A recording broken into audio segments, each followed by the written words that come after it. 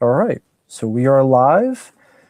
Hello to everyone. We'll be waiting for people to come in here, but hope hmm you guys are doing well. Now that I hope Rambo you all are doing well is not too. relevant. It's really an honor to be back here with my good friend Matt for another stream. I had a really good time with the last one. It was honestly one of the last really normal kind of times that I had before I started dealing with this skin health issue, whatever I'm dealing with right now. There are days that are good, there are days that are bad, but things are getting better. So that's the positive thing about it, is that it's not as bad as initially it was. There has been some progress. Especially now that Rambo 3 is relevant now with Russia. Now you can't say Rambo 3 is not relevant anymore. Or Yeah, Rambo 3 is no, no no. relevant. Fucking hell, man. Deja vu. Now it's like not enough things in today's day and age are derivative. Now we have to do the whole Russian Cold War thing again. Great. From the 80s. That's Yeah, go rewatch Rambo 3 and fantastic. it won't be dated anymore. But we have quite a few people saying hi. Hello there, Caleb. Hey Hello there. there. Tony Soprano. Don't put a hit on us. Cielo. Hello there. I hope you guys doing well. Hello, Ryan. So, Howdy. first question: you think it's because of Avatar why movie companies now want their movies to make millions or billions of dollars? I mean, it's always been the case, but if you mean like the budget's getting bigger and to get the maximum profit, I would say Titanic maybe was the Yeah, biggest. Titanic was probably the start of that. Avatar, uh, I don't think Avatar was like the catalyst for that particular thing. I think Avatar was the catalyst for making everything 3D. Like, do you remember From that trend where like almost everything was 3D? There was a 3D version and there was a 2D version and so on. I mean, in some ways, it did benefit the film. For instance, Avatar in the theater in IMAX was a pretty amazing experience, just for the technical aspects of it. It was in a lot of ways it was like a theme park attraction, but it was just as shallow as a theme park attraction. Like, yeah, you can have fun with a theme park attraction, but you're not gonna like, oh, I'm gonna go to that 3D Shrek show over and over again. No, or T2 3D Battle in Time. Although I do miss the T2 3D show at Universal Studios. That was pretty pretty cool. I'd actually rather watch that again than Avatar. Um, but yeah, there were a lot of stuff. Like Clash of the Titans had a 3D version. The 3D was barely even there, and there were films that really benefited from it, like Dread. But it also hurt the film because there wasn't really a lot of theaters that were showing Dread in 3D for that very reason.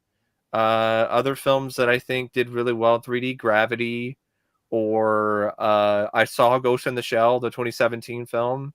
I don't know if anyone here saw the 3D version or saw it in IMAX like I did, but it was honestly one of the more visually impressive cinematic experiences I've had. Like, there were moments that just left my jaw dropped wide open because the 3D was legitimately that good. So, yeah, Avatar started that craze, but that didn't last long because we don't even have 3D films anymore. We don't even have 3D 3D Blu-ray players that are common and easy to find. We don't have 3D TVs sold in stores anymore. So No, I mean, I Avatar actually is think it was definitely. Marvel. If we're talking Yeah, I about was gonna say films that. when it comes to how movie companies now want their movies to make millions or billions of dollars worldwide, I really think honestly, I point the finger towards the MCU more than Avatar, because Avatar was a one-off. The MCU was multiple films that made millions or $1 billion worldwide. So they wanted the Avengers money. They wanted that. And now, then like, in order to get that money, in order to have that spectacle, that they had to raise the budgets to the point where it was just absolute absurdity. I mean, the fucking budgets for some of these films, I mean, hundreds of millions of dollars. And it has to make $1 billion worldwide because that's the only way it can make a profit. yeah, Titanic and Avatar, I think, were definitely the initial catalyst of movies that were deemed over budget, but then they saw the rousing success, so they figure, oh, well, that's a great chance to take. But Marvel, because of the successive nature of their movies, became a much more the norm, not just an offshoot, not just, well, we'll take a risk maybe once a year. Now it's multiple films a year, and because of the pandemic and all this, it shot them in the ass, and Disney, thankfully, we're a little bit up shit creek for a bit. Not These are really, anymore. Just look at the yeah, box office totals for No Way Home, and Multiverse of Madness is probably going to be a big hit again too. And yeah. it just doesn't seem like the Marvel movie train is or the Marvel money train is going to end anytime soon. No, I mean, there's a fan base that's going to stick with it for every single movie, no matter what, and that's what they're able to get. I mean, that's what happens with the horror genre. I mean, that's what happened with all the Halloween films recently. That's what happened with Scream. With every franchise. We're seeing that with people being really defensive about the new Texas Chainsaw Massacre, which I am really surprised with. I had one guy Really? write an entire fucking novel talking about how the Texas Chainsaw Massacre as a whole really isn't that good, and I honestly don't disagree. But then he ended it by saying that the new one is without a doubt the best in the franchise. Said Texas Chainsaw Massacre 2 was terrible. Dennis Hopper was awful, like one of his worst performances. Talks about the typical sort of stuff you see people say when they are like being really defensive about the new Texas Chainsaw Massacre. All the actors in a new one, I'm sure, are good, right? Yeah. Because I didn't see it, but you did. They're talking about like the plot, of course, and the characters, and how slasher movies don't need to have much characterization or much characters. It's just all about the gore. And on one hand, I get it, to each their own. But I mean, I don't understand why people say this is the best one in the series. And I definitely don't understand why people shit on Texas Chainsaw Massacre 2. I still don't get that. I rewatched that last night, and I was like smiling throughout like the entire thing. Like I loved it. That was the first Texas Chainsaw Massacre film I think I saw, and I didn't see the first film until later. And I revisited the first one too, and I got to be honest. Like I did a review a long time ago, but I'll do another review in the near future. I like the film, but I don't love it because there are just certain aspects of it that I just don't really care for. For one, some of the characters are just insufferable. Like I hate Franklin. I hate that fucking character so much. He never bothered me. And that's cool. I there are other people that do share the same sentiments that I have when it comes to that character. But I also felt there were some moments where it was just a little bit too noisy at times and just a little bit too much. I think some of the most effective moments in that film are the more subtle things, like the opening of the film and some of the more moody atmospheric stuff. And I just think Texas Chainsaw Massacre 2 is more intriguing. It has a more compelling plot line. I think it has better characters. For one, I think Stretch is a good character, although sometimes she screams too much too. But I still think Caroline Williams was really great. And I even like some of the other characters, like her friend LG. I think that's what his name was. Like the guy who works with her at the radio station. Like that was such a tragic death for that guy. It was really fucked up. And a lot of people talk about how Texas Chainsaw Massacre 2 has no real horror, or it's just all comedy. You mean in the movie or real life? Or in the movie they say it has no real horror. It's not a real. There's no real moments of horror in Texas Chainsaw No, Massacre I'm just 2, saying like which is the all. guy had a tragic death in real Oh, life. I mean, in the movie. Okay. In the movie. Because you heard what happened in real life, right? Oh no, I forgot.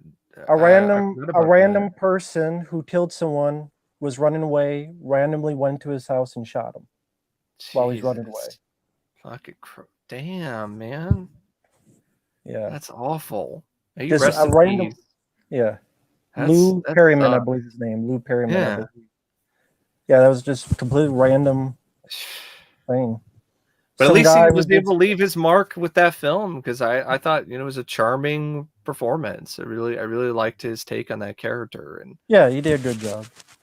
And yeah, his the death scene that in the film of his character, very unique, very different. I mean, and very tragic in a different way. I mean, somebody who, I mean, can you imagine that? Like, you get knocked out and then you wake up and you're missing pieces. Your face has been cut off. Your face is on the woman that you love. Like, this is fucked up, man. Crazy. And speaking of craziness, I mean, I love Dennis Hopper in that film. So do I. Yeah. It's honestly one of my favorite performances of his. So, yeah, Texas Chainsaw Massacre 2, I think, still holds up. I think It does. I think it's I a enjoy that. really underrated film. Well, let me get to some of the people in the chat. Hey, Steven. Hope you're doing well. Hey there. John Zero Cool. Good guy on here. Hey, John. Some nice people. Night Fear Productions, Preminator, QJC, Mhm. Austin. Do a quick light. I'm open-minded. I'll just say that. Open-minded. Best way to put it. It depends. I definitely have been, doing some more praying and some more sort of attempts to try to connect with a higher power because of what I've been dealing with lately. But it really just depends on the situation. Most of the time, I'm not really deeply, devoutly religious. Like, I don't go to church. I don't really read the Bible. But I would say, yeah, I do try to keep an open mind. I would like to believe, but there's just a lot of things that just make me feel like it's kind of wishful thinking in some ways, and I do feel that there's a lot of instances that I've come across anyway, and that I've researched, where things just in terms of like organized religion, like things just are a little bit sketchy. I'm just gonna say that. I'm not gonna go any further. I'm just gonna say some of it seems sketchy. Well, priests and altar boys, that alone. Yes, that and televangelists and just how they manipulate people. It's just sick. And I agree with this. The more things change, the more they stay the same. Yes, that's. I mean, I was watching a bit of Matt's rant that he did about the state of Hollywood, and I remember when he posted that video, the initial video that he did talking about the state of Hollywood, because I remember doing a video of my own that was inspired by what he did, and we did those videos over a decade ago, like over a fucking decade ago, and yeah, the more things change, the more they stay the same. As much as that hurts to say, because I wish I could sit here and say that things were different, but the only thing that seems to be different is that things are worse. It's shockingly worse. Things are more derivative, worse in a retro fashion, and standards are just really fucking low. Well, it's funny because Tony, thank you, Tony, by the way, he's asking, do you think today's generation doesn't actually care about material on screen? They just want to quit generic jump scare when it comes to horror.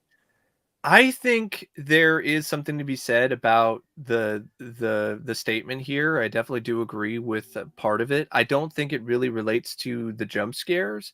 I think when it comes to horror in particular, I think what a lot of people are drawn to when it comes to audiences new and old is nostalgia or gore. Like, that's the main it's like gore and nostalgia, like when it comes to the horror genre. Easter eggs and gore. Yeah, it's one of those things where, like you said, people balk at the idea of you want a likable character in a movie, in a horror movie. I'm like, I got films here, slasher films and whatnot, and I'll show a couple just because. One of the reasons I like this film is because I like Yeah. Mike OCP, who stars Yeah. in John D. LeMay. I mean, if that's Mike OCP right there, you know, fighting Jason, and Yeah. well, he's not the back here, but you know, I like characters like him. I like it's not a slasher, but I like these characters in the Yeah. block, Kevin Dillon, Shawnee Smith. Yeah. Yes, they're Or not The as good. Thing. John Yeah. Carpenter's The Thing. That's a great example because there's a lot of different characters in that film. And yes, you don't have like intricate backstories for all of them. Like what they were like when they were kids and all of this. You don't need that. I mean, it does help sometimes, but and I don't mind it if it's done well and it fits, but a lot of the time it's how you write these characters in a way where they're relatable or they're enjoyable to watch or there's something about them that draws you to them Or that just makes not you care. annoying twat waffles. Mm-hmm. Like, I mean, these are not hugely developed characters, but I mentioned this because sadly the lead actor passed away recently. My boy Valentine. Yeah. You know, yeah, they're not. You don't know the depth of them, but I didn't mind these characters. I didn't mind even the little bit of Yeah. love story. It's not the number one thing I'd go into, but I didn't mind them. I didn't mind the characters. Even this film, I didn't mind the lead scientist, the doctor, I should say, who's like a female Dr. Loomis. Yeah. I didn't mind her. Lisa Wilcox, Heather Langenkamp, and Elm Street, The Dream Definitely. Warriors. Absolutely. Friday 13th, I like Amy Steele. I like Laura Parr Lincoln. I like John D. LeMay. You know, I like even Crispin Glover and his buddy. There's dialogue I can remember. Computer says you're a dead fuck. Computer don't lie. Yeah. April Fool's Day. I like a lot of those characters in April Fool's Day. So do I. Behind the Mask of Rise of Lazy Vernon was an interesting story. The Final Girls. Yes, it was PG-13, but those are interesting story and characters. Had a nice I watched that recently for the first time and I really enjoyed it. Interesting story, good, decent, solid characters, good amount of personality. That's the other thing. Personality, charisma, and in a way where it seems genuine.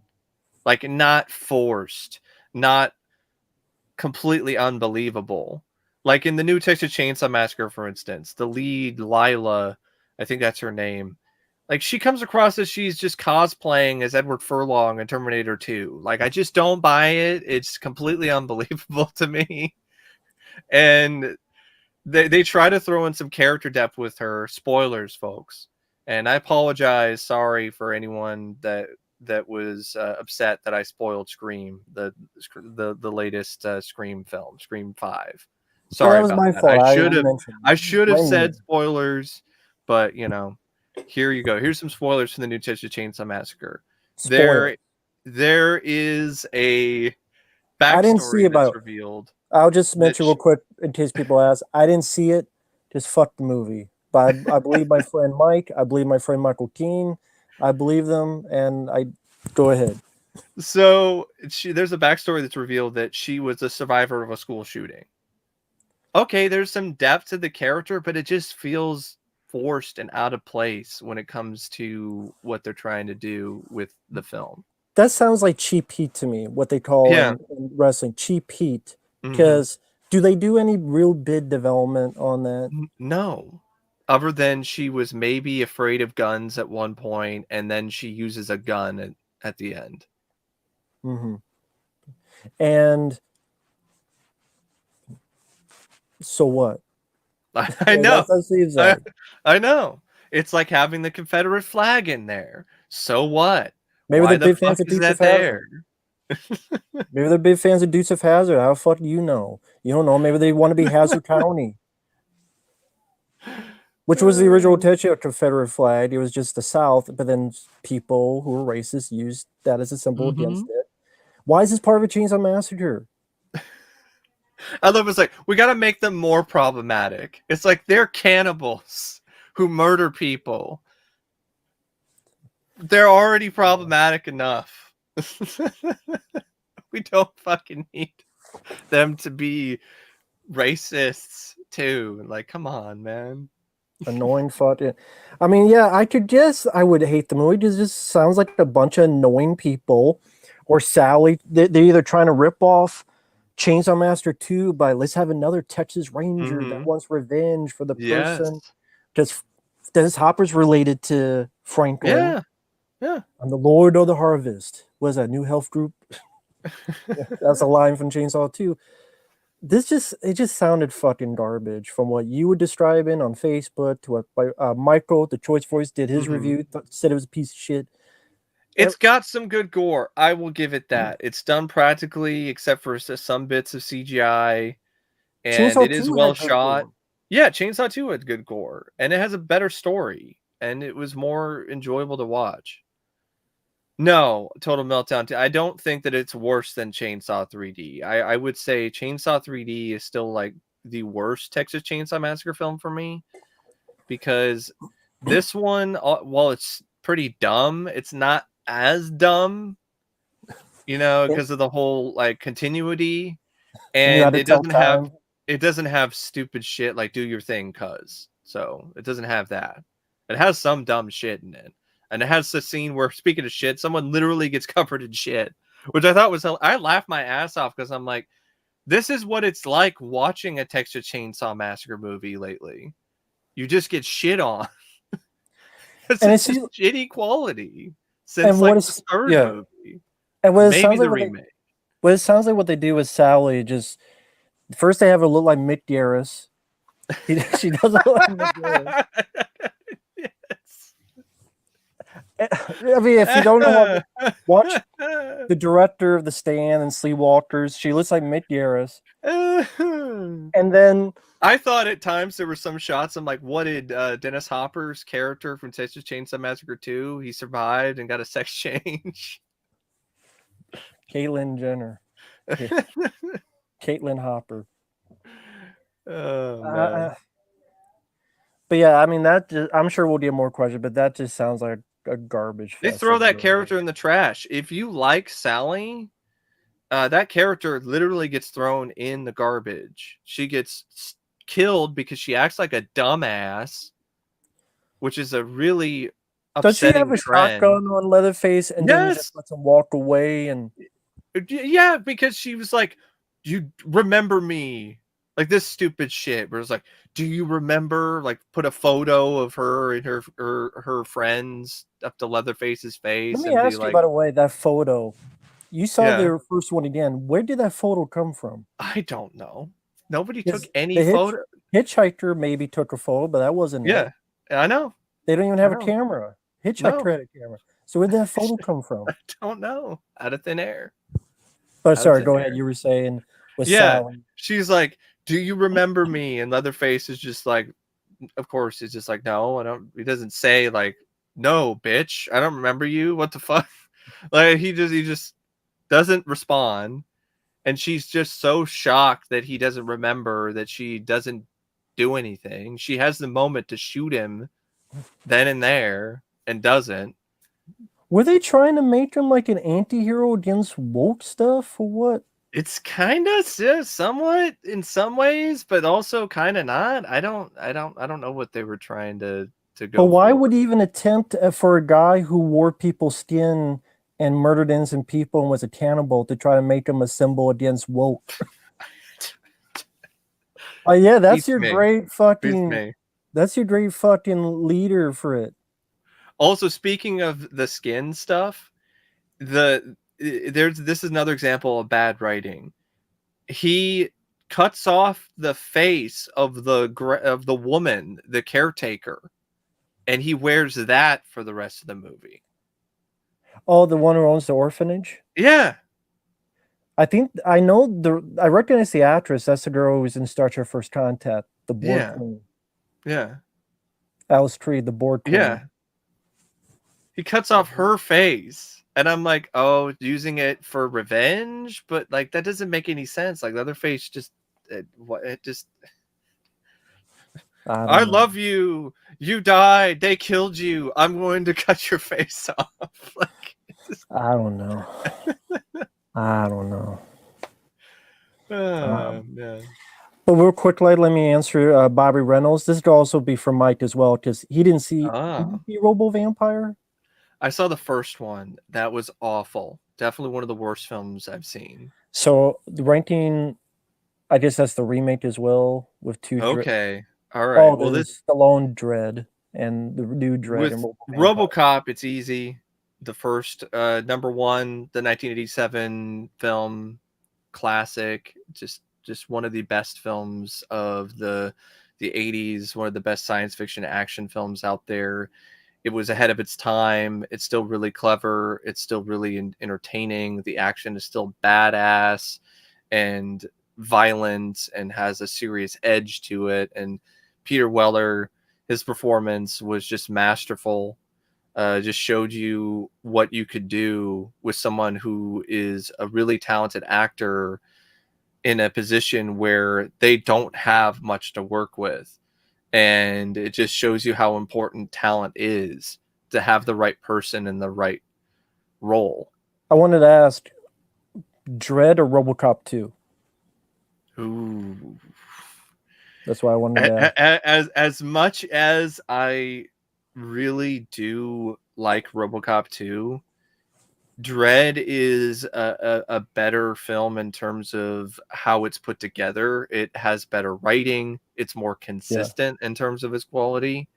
So I would give Dread the edge, but it's a slight edge though, because I still really, really like RoboCop 2. So would it be RoboCop Dread then RoboCop 2? Yeah, if we were gonna do that kind of thing. But if we're Yeah. just doing genre, if we're just doing Well, I think he meant like all of them franchise, put together. yeah, okay. I thought it was like separate. Because like if we're doing like the RoboCop franchise, Well, he's like it's the ranked first like film. those 7 Mhm. movies. Where would you rank them? So I'd probably be like, Okay. I would still put I love Dread a lot. I would put RoboCop above it just because it also has that pervert.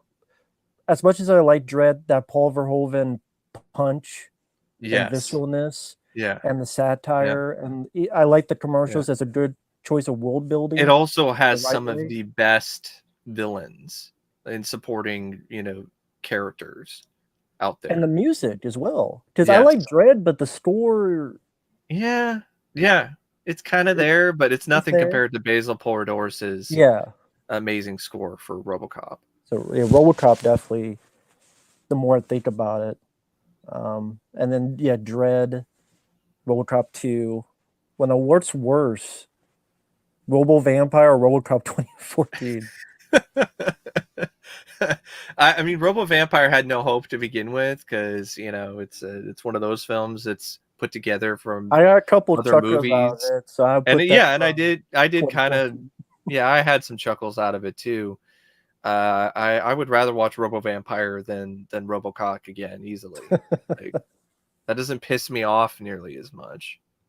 Yeah, Uh, in terms of what I would put after the first three with like RoboCop, RoboCop, the just original Dread, Dread, RoboCop 2. RoboCop 2. Um, I probably put 95's Judge Dredd, sadly, yeah, because I I'd would rather watch that too. than RoboCop 3. I'd rather Yeah, watch that than Robo Vampire yeah, because it does have a good score. It has some nice yes, production design. yeah. I like the art direction in that film. The Uh, motorcycle, this is not a bad scene. The law, yeah, it's a fun more, sequence. yeah, And the ABC Warrior, it's a cool looking effect, and yeah, that's a film that I used to really really like, but like as I got older and the more I watched it, more I would watch the film, more I would read actual Dread comics, I would just be like, this a just lot of doesn't cut it mistakes. anymore. Like it's a below average misfire. It's like, yeah, there are things about it I like, but there's a lot of things I don't, and I totally understand why it's ridiculed by people lately, Missed especially opportunity. when it comes to the overacting and Rob Schneider and Stallone thinking that I knew you'd say that, like that was good, that was going to be the new one liner that everyone would be saying. And was that a film that was meant to be PG-13? No, it was Oh, actually, I think the original cut was a lot more violent. That's why that scene with the clones is not in the film. but that's an example of Disney overstepping their bounds and forcing their brand on films that were under their banner. That's why when people say, "Oh, well, Disney, they own Fox," like that's not going to be that bad. Like they've done some R-rated stuff before. They're not going to get involved. They're not going to try to step Bullshit. in and Bullshit. control things and make things less violent. Bullshit. And I'm like, bullshit. I know what happened with Judge Dredd. They came in and they were like, "This is too violent." I just saw this Cut it. this development hell thing about David Fincher's The Goon, which was a comic Mhm. book, and it's like Goodfellas meets Army of Darkness. Yeah. That's the comic book. And Mhm. Tim Miller and the guy who did the Sonic film, Jeff Fowler, were going to do it. David Fincher was going to produce it. They were getting ready to get made. Clancy Brown, Paul Giamatti were going to voice it. Looked cool. But then Fox was bought out, and that Mhm. project went bye-bye. And you'll never see anything of it. It was going to be a CGI movie, looked cool. Same with that Alien vs. Predator anime that was made and is now put in some vault. Mm-hmm. That'll never be made. I can imagine what they'll do with Deadpool. Maybe it'll be Doctor Strange 2. Maybe Doctor Strange 2 with Patrick Stewart. That's the new trend now, Matt, because of the success of No Way Home. It's member berries, the motion picture. Thank you. Yeah, I like this hat too. But yeah, that's what it is. It's now going to be every film franchise is going to try to do a No Way Home kind of thing. Yeah, but to get back, what's your favorite Universal Studios? This is for Mike. Theme park ride or attraction? Ooh, man, I only went there a couple times. I would say it was the Back to the Future ride. That was really cool. It was so awesome. Like even when you're just waiting in line, there were things that you could watch. There were things you could look at in terms of like different props. They did a great job putting you in this institute. Like, what if Doc Brown made it and he had this institute of science and it was this big, grand thing, and there were all these props and all these, things and diplomas and science stuff, and the ride itself was a lot of fun, and it was a really great example of early immersion when it comes to like the motion rides and everything, and it was all done with what was at the time state-of-the-art practical effects, and I still think it holds up pretty well. And you seeing footage of it's just not the same. It just is not the same as actually being there and in the little mini DeLorean, and when it's moving around and you have the screen in front of you, and it's just an experience that I wish every Back to the Future fan was able to experience for themselves. It's a shame that, I understand change, but you spent money to upgrade it, to update it with new effects and new DeLorean cars or something, instead of just turning it into some Simpsons ride that like most people really will not remember nearly as fondly. Did they put Marvel rides in it too? Yeah, they had some Marvel rides. That was in Florida. I never had a chance to go to Islands of Adventure. I would have liked, that would have been fun. One of these days, I would love to go to Florida. I would love, it'd be awesome if I had the money and whatever, and we could go to, together. Like that would be a great, amazing vacation. I'd be down for it. He's asking, I didn't play much of the games in the movie. I only remember Spirits Within, which I thought sucked. I didn't play much of the games either. I know my cousin, she was a mega fan. I remember watching her play the games. I've seen playthroughs. I know of other friends that I had in high school that were fans. I remember watching Advent Children with my friends, and I was kind of out of the loop, but I still didn't mind what I saw because it had some nice visuals and some good action at times. That's not true. I played 3 and 7. 7 I played for PlayStation 1, 3 for Super Nintendo, but it's been so long I barely remember, and I suck at RPGs. Yeah, I'm really I bad at bad them users. too. Like I tried, playing on some emulators with RPGs like the Willow game. It was just awful, and I was just like, I can't do this anymore. I don't have the patience for this fucking shit because I Because suck. I know I suck. I I would do get too. better if I kept at it, but I don't know. I just if The grinding is yeah, the grinding, yeah, the grind is just not for me. I and that remember just trying to yeah. play Dark Souls because it was for a video game class, and I didn't make it far at all. A video And game it's class. yeah, it was a video game class at a college. It was a digital technology and culture class at Washington State University. What did they make you play it for? To what was the learning on playing it? I'm trying to remember. Like it was, I think like it was like just trying to get a taste of like a certain way of designing a game, or a certain experience or whatever. Okay. I think a lot of it was like designing your own character kind of stuff. I think that's a lot of what it was. Okay. That was fun, but then started playing the game, and it was like brutally difficult, and it just pissed me off. And then I know that's the point of that game, but I'm like, Jesus fucking Christ, like it's this hard for me, like this early on, like I can't even fucking imagine how much harder it's gonna get. Fuck. I don't know about you. I just don't really get a lot of enjoyment out of playing a game that's like brutally difficult on purpose. That just doesn't. It doesn't Yeah, really. to me, if I play a Nintendo game now, I'll just cheat and use save states, and I do fun. I've I'll done that too. I'll I'm be not Rey gonna sit Mysterio. here I mean, I'll and be Eddie lie. Guerrero. Yeah, I'll be Eddie Guerrero. I lie, I cheat, I steal. I win. But real quickly, first off, thanks to Jerp Pin. Thank you so much. What do you guys think of Halloween 2018? Should have done differently. Thought there was opportunity, but they butchered it. Man, I wasn't a man. fan of the film. I felt it was Halloween's greatest hits. I felt I saw bits of this in Halloween H2 already with Yeah, her older in life. I liked the way they approached her character better. I agree.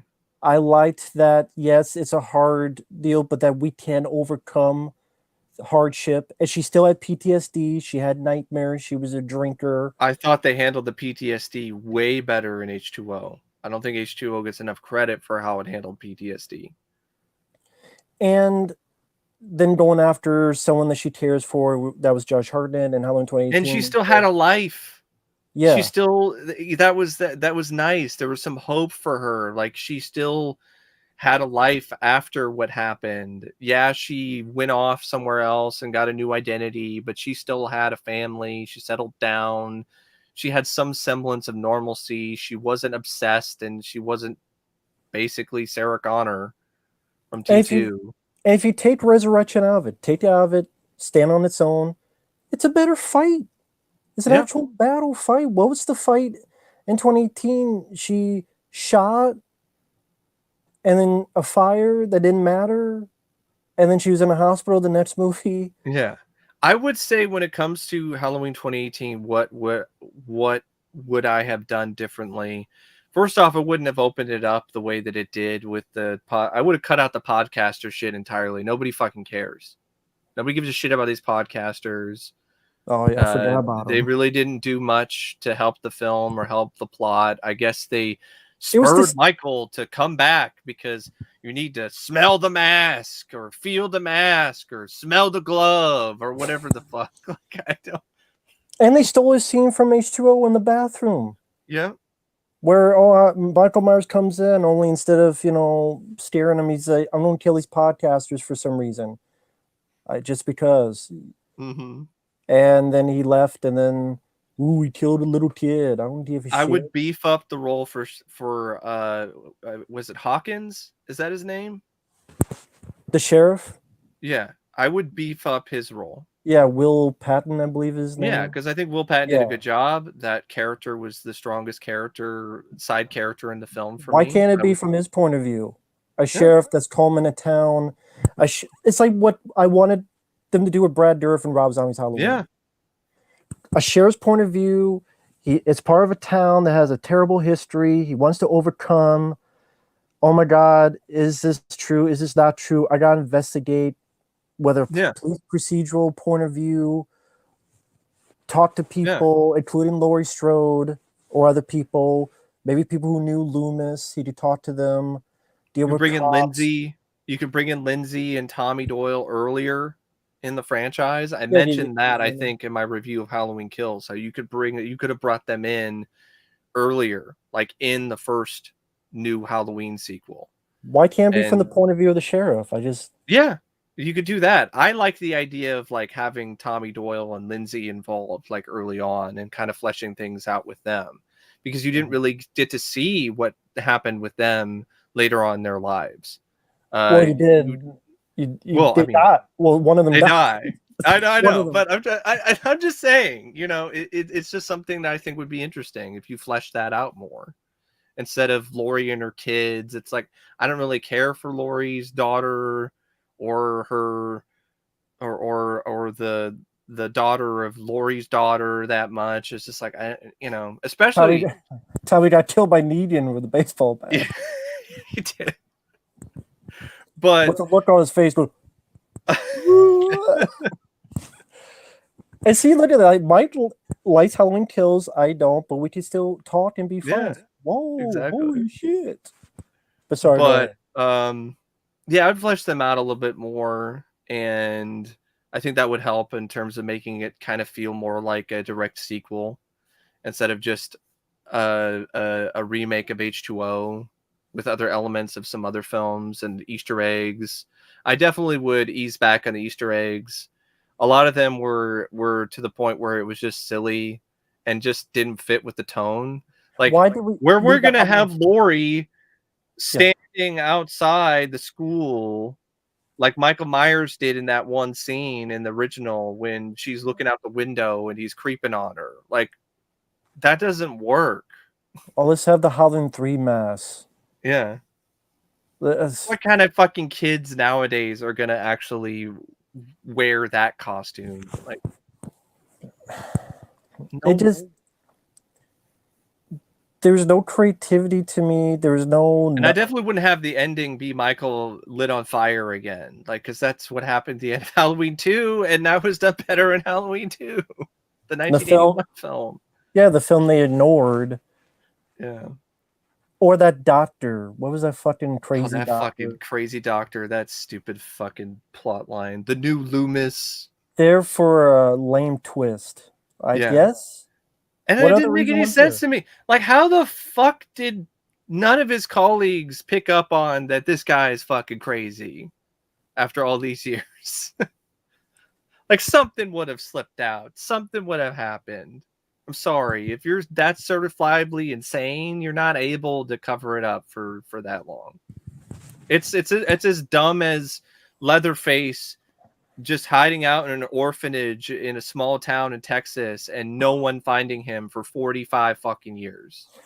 Well, he's a 75-year-old guy. He can run around now and apparently survived like 10 shotgun shells. From what I Yeah. understand. Yeah, he's like I've seen some other reviewers say it. He is like the fucking Terminator in this in the new Texas Chainsaw Massacre for some reason. I mean, I thought that was what made him different, was that he was just a regular. But no, you can't have that. Because everyone it has to be more the same. You know, no one can be. That was the point, is that they were different. No, they gotta be the same. It's got to be Jason. Thank you, MS Snake. Thank you for the kind stuff. But yeah, while I get back to this, Halloween 2018, or just don't make it.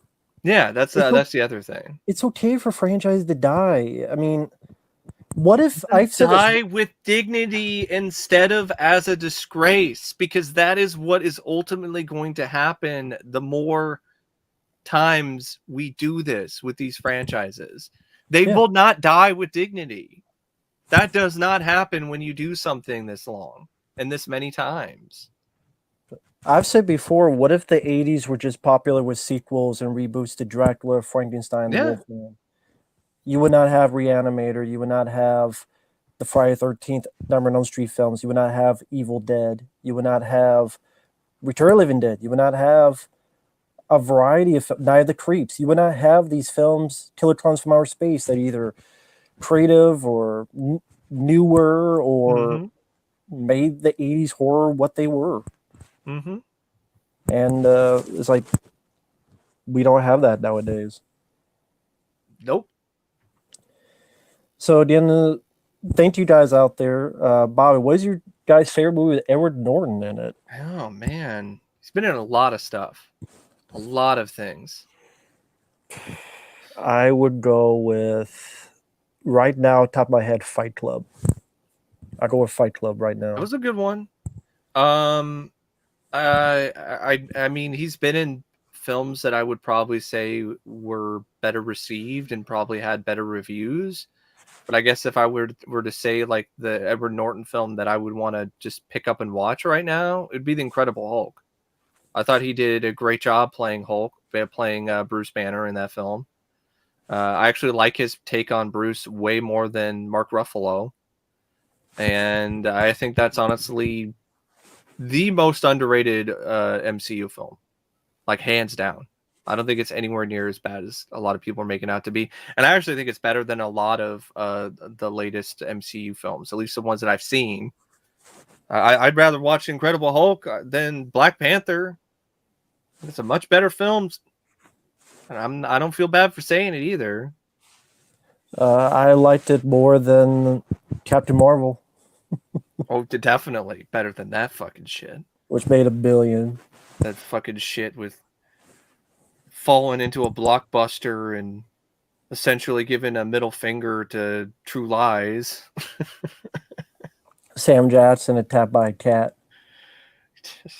That's how he got his eye patch. Nick Fury. That's how he got that Captain America bit where it's so like, much. Oh, I trusted someone. And this is what happened. He said in Captain America Winter Soldier to Captain America, Nick Fury. And this is what it was. That they trusted was a cat. This pass.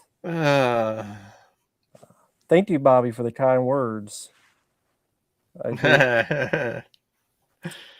Exterminator 1 and 2. Oh. I'm not a fan of the first one. The second one, I can have fun, flamethrower fun. I am not a fan of the first one, though. I haven't seen the first one in forever, but I do remember being underwhelmed by it. I do remember it being one of the more disappointing Death Wish clones or Death Wish revenge ripoffs from that era, especially considering all the praise or all the buzz about it. Exterminator 2, I enjoyed as a fun B movie action film. I like the flamethrower stuff. I actually think it's a better film than the first film from what I remember seeing. And it's definitely not one of the worst action films of all time or one of the worst action films of the 80s. It's not a classic, but Marvin Van Peebles is an entertaining villain. And you get some B movie. I think if you like a lot of lower budget canon action, I think there's a lot to like about the Exterminator 2. Like it knows what it is, and it's like, here you go. We're over the top. We're kind of dumb, but we got action. The villain is fun to watch. It's not really on the same level as Death Wish 3 in terms of the action or the spectacle, but it's still an enjoyable film. Yeah. And a really fucking awesome poster. I've always thought that poster was with that flamethrower bit. Yeah. I haven't seen Futurama in forever, so I remember not minding it. But...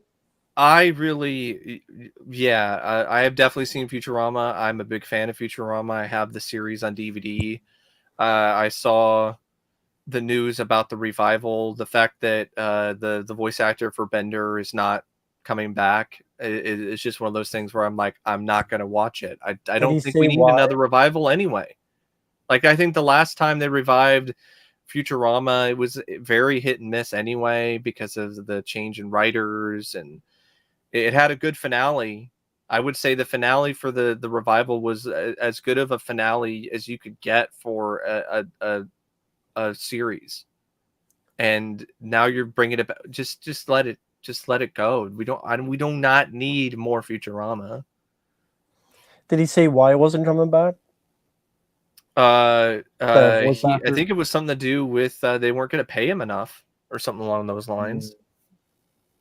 And you know what? I don't blame him for being like, no, especially at this point in his career. And he's actually gone on to be a really sought after a talent in the industry lately.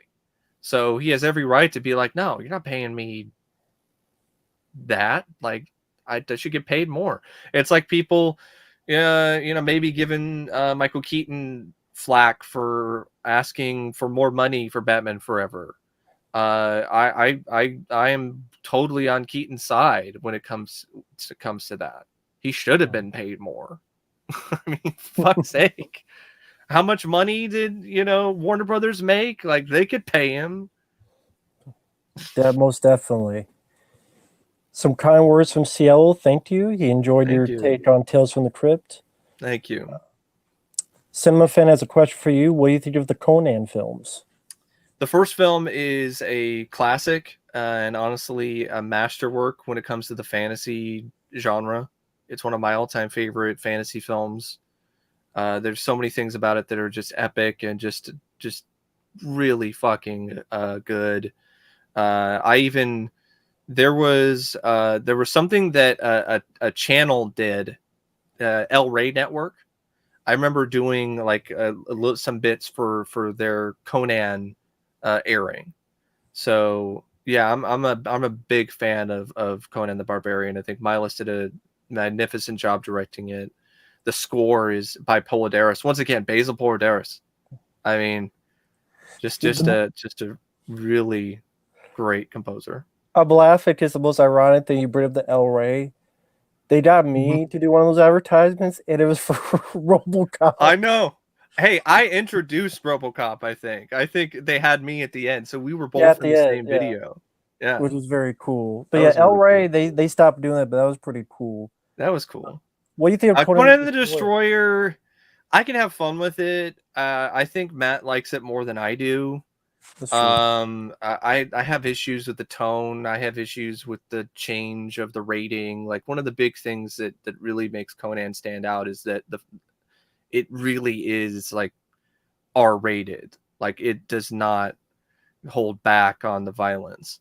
And I think that's what you need when it comes to like a film like that with Conan, the Barbarian, with the the sword and and all that kind of stuff. Destroyer's still surprisingly a bit violent. It is. It is. Cutting that monster, for the time, blood going down. Yeah, for the time, it is surprisingly. For violent. what, PG? Yeah, I think it was PG. Yeah, it was. I don't know if it was PG-13. No, there was no PG-13.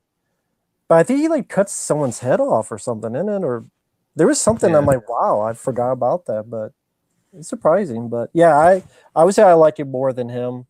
Did you see the new Mamma Mia? Mamma Mia? Yeah, that one was fucking awful. I ranted about it, I think, years ago. I don't know if it's still up. Might be one of those things I had to delete for copyright reasons.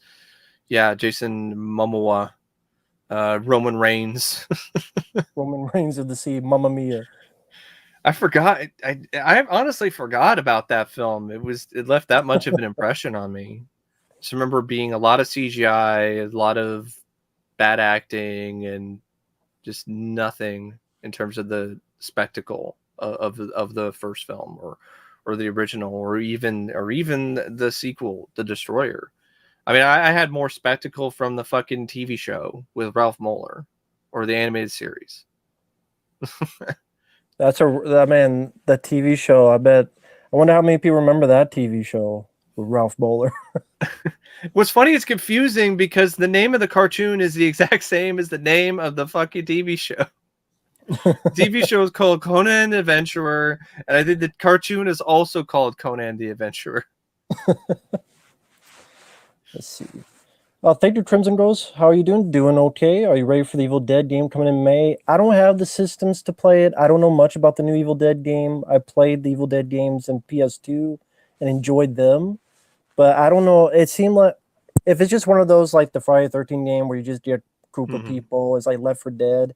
That's not really my type of game. I'm more of a one player type story, like the Evil Dead for PS2 games were. Sadly, that's kind of a dying game genre I've been noticing. Like a lot of people are doing more of the battle royale thing, doing more of the, multiplayer. That's more of the main focus. The campaign is kind of like Yeah. not really the focus anymore.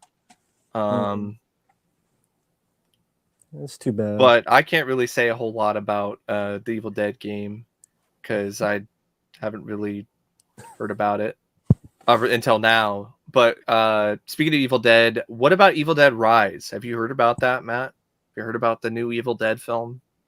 Oh, the new film. I don't know anything Mhm. about it. It takes place in a skyscraper.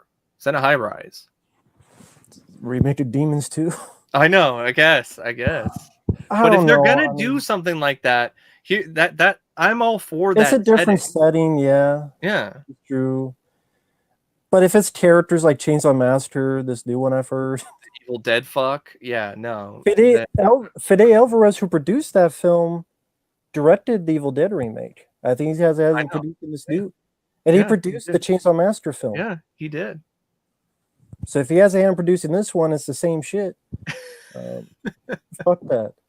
Thank you, Justin. Thank you for the kind words. Hello, Mr. Rogers. Hey. I wish we were in a better neighborhood. Great to see you. Thank you, David. We were talking before how Rambo 3 is much more relevant nowadays with Russia. And now it's not, dated anymore. Hey, Julie. No. Hello. Last Jedi. Yeah, I could definitely see that argument because of what they do to Sally. Yeah. Deconstruct the characters. That's par for the course. Another person who hated. So you're not alone. You're not alone. I know I'm not. And me, I don't give a fuck about that movie. I know you won't like it. Like I'm not a betting man, but that's a safe bet. Always bet on black. Thoughts on Cuba Gooding Jr. I liked him as an actor, but he did not deserve the Oscar for Jerry Maguire because all he did was say, "Show me the money." And I like him as an is a interesting case. A lot of bad choices. To a actor in their career. A lot of bad choices. Boat Trip is a bad choice. Fighting Temptations, no one. Radio was a bad choice. Yeah. To quote Tropic Thunder, you never go full retard. I'm quoting a movie. I'm not. Yeah. And I mean, Daddy Daycam was a bad choice. Even after that. And then I heard he kind of turned into a bit of a prick at one point too in his career. And that's a big reason why he was doing a lot of these direct-to-video films. Really? So it sounds like he just made his own bed and now he has to lie in it. Yeah, it's a shame because he showed a lot of talent. I don't think he would deserve the Oscar either, but he still showed a lot of talent early on in his career. I mean, look at Boys in the Hood. Judgment Night. Yes, Judgment Night. He was really good in that too. Sadly, one of the films I only liked after Jerry Maguire was maybe like Chill Factor. And that's also considered a bad career choice, probably. Yeah, it was a bit bomb, but it was fun for what it was. Yeah. Leatherfaces. It's a good one, John. We got some love for Chainsaw 2. Yes, it is. I love TCM 2. I have 2 copies of that on Blu-ray. I have the Arrow Video out of print limited edition box set, and I have the Scream Factory release, which is also out of print now for some reason. And more love for part 2. Yeah. Yes. Well, it deserves lower from what I hear. 4.9. It's just the few extremes, the few outliers, when it comes to a fan base that tend to make the most noise, apparently. Well, we both saw Stream 5, so they're making Stream 6. I know they're going to do it, and they are doing it. They pre-planned it now. Yeah, they pre-planned it. Of course they did. I don't really give a fuck. I don't care. I might be possibly somewhat interested if they bring back Kirby, But that's it. Other than that, and even then, I wouldn't have any hope for it after what I saw on Scream 5. They find a way to fuck it up. We won't spoil Scream 5 for those who haven't seen it, but it's a dog shit movie, and there's certain things that happen that are stupid, and the plot is stupid, and the reason for it is stupid, and the cancel stuff is stupid, and the deaths aren't even that good. And it's stupid when you have people calling you crazy for not liking the movie. Exactly. Oh, this is for you, Top Gun Maverick. I really do want to see it. I liked the teaser trailer. I didn't watch any more trailers after that. I didn't. I was like, the teaser trailer was enough for me. It didn't look like there was barely any CGI. It looked like it was, for the most part, real fighter jets, real flight footage. Tom Cruise getting as close as he fucking can to doing it for real. I mean, that's just the kind of guy he is. I know I've heard people say he's not actually, they did something with a cockpit and some actual fighter pilot. And I get, it's fine. It's understandable because it's an extremely expensive piece of equipment and it's dangerous. But, But still more real than what they do in these Marvel films. Absolutely. 100%. At least Tom Cruise is trying and to make it authentic. I just hope it's not just a remake of the first movie. Yes, that's the other. That's something that I am a little bit leery of, considering the current trends. But then I feel better about things because Tom Cruise is so heavily involved with it. He's not a guy, at least as of late, who does a lot of these derivative things. He's done sequels. Well, The Mummy, that's the one exception, and that film sucks. The Mummy. Like, that's a huge missed opportunity. We want to talk about missed opportunities. The Universal Monsterverse, like, that was a really good concept in theory, to do a MCU kind of universe with the monsters. Because then it would be different, because you would have antagonists instead of heroes, and they could have heroic things, and you could kind of move it into that vein at some point. But they would be anti-heroes. A whole team of anti-heroes, like a better version of League of Extraordinary Gentlemen. Like, you build up to that, but they fucked it up with The Mummy. Like, they just screwed it up. But Tom Cruise didn't produce that. Tom Cruise wasn't really as heavily involved with that creatively as he is with the Mission Impossible films, or he is with Top Gun Maverick. Well, so there's some behind the scenes story. They say he was very hands-on. Yeah, well, he probably was, but at the same time, he probably wasn't as in control compared to these other films that his production company is like really, really involved with. But yeah, I buy that he was hands-on. It was Tom Cruise. He definitely was hands-on in some way. But even then, even if he was, like, that's one film out of so many that he's done where he has legitimately tried not to just deliver the same thing. I mean, Mission Impossible Fallout, yeah, it's another Mission Impossible film, but it wasn't derivative in terms of the plot. It wasn't derivative in terms of the action. It wasn't, hey, remember this action scene? Remember this moment from Mission Impossible 2? Like, no, that it wasn't doing that. Right. So I'm hoping that Top Gun Maverick is more of the same. From the trailer, there are some red flags with some of the stuff, like Goose's daughter or something, I think, or whatever they're going to do with that. And I hope they don't sideline Maverick or try to do this shit where he needs to learn how to be another volleyball scene. Yeah, learn how to be a better teacher or something because he's turned into Viper. Like, we do not need to do that. We do not need to have him be the Tom Skerritt role. Like, please don't go in that direction. that I don't want to see that in a Top Gun sequel. But yeah, the first impression is not bad, and I was very leery of it when it was announced because Tony Scott passed away and he was supposed to do it, and Tom wanted him to do it, and I think it's going to be a film that's going to be dedicated to Tony. And there's a lot of stuff where I'm like, I I just need to wait and see. I have to actually see the film, and I'm hoping that I can see it because it's been delayed so many times already. Mm-hmm.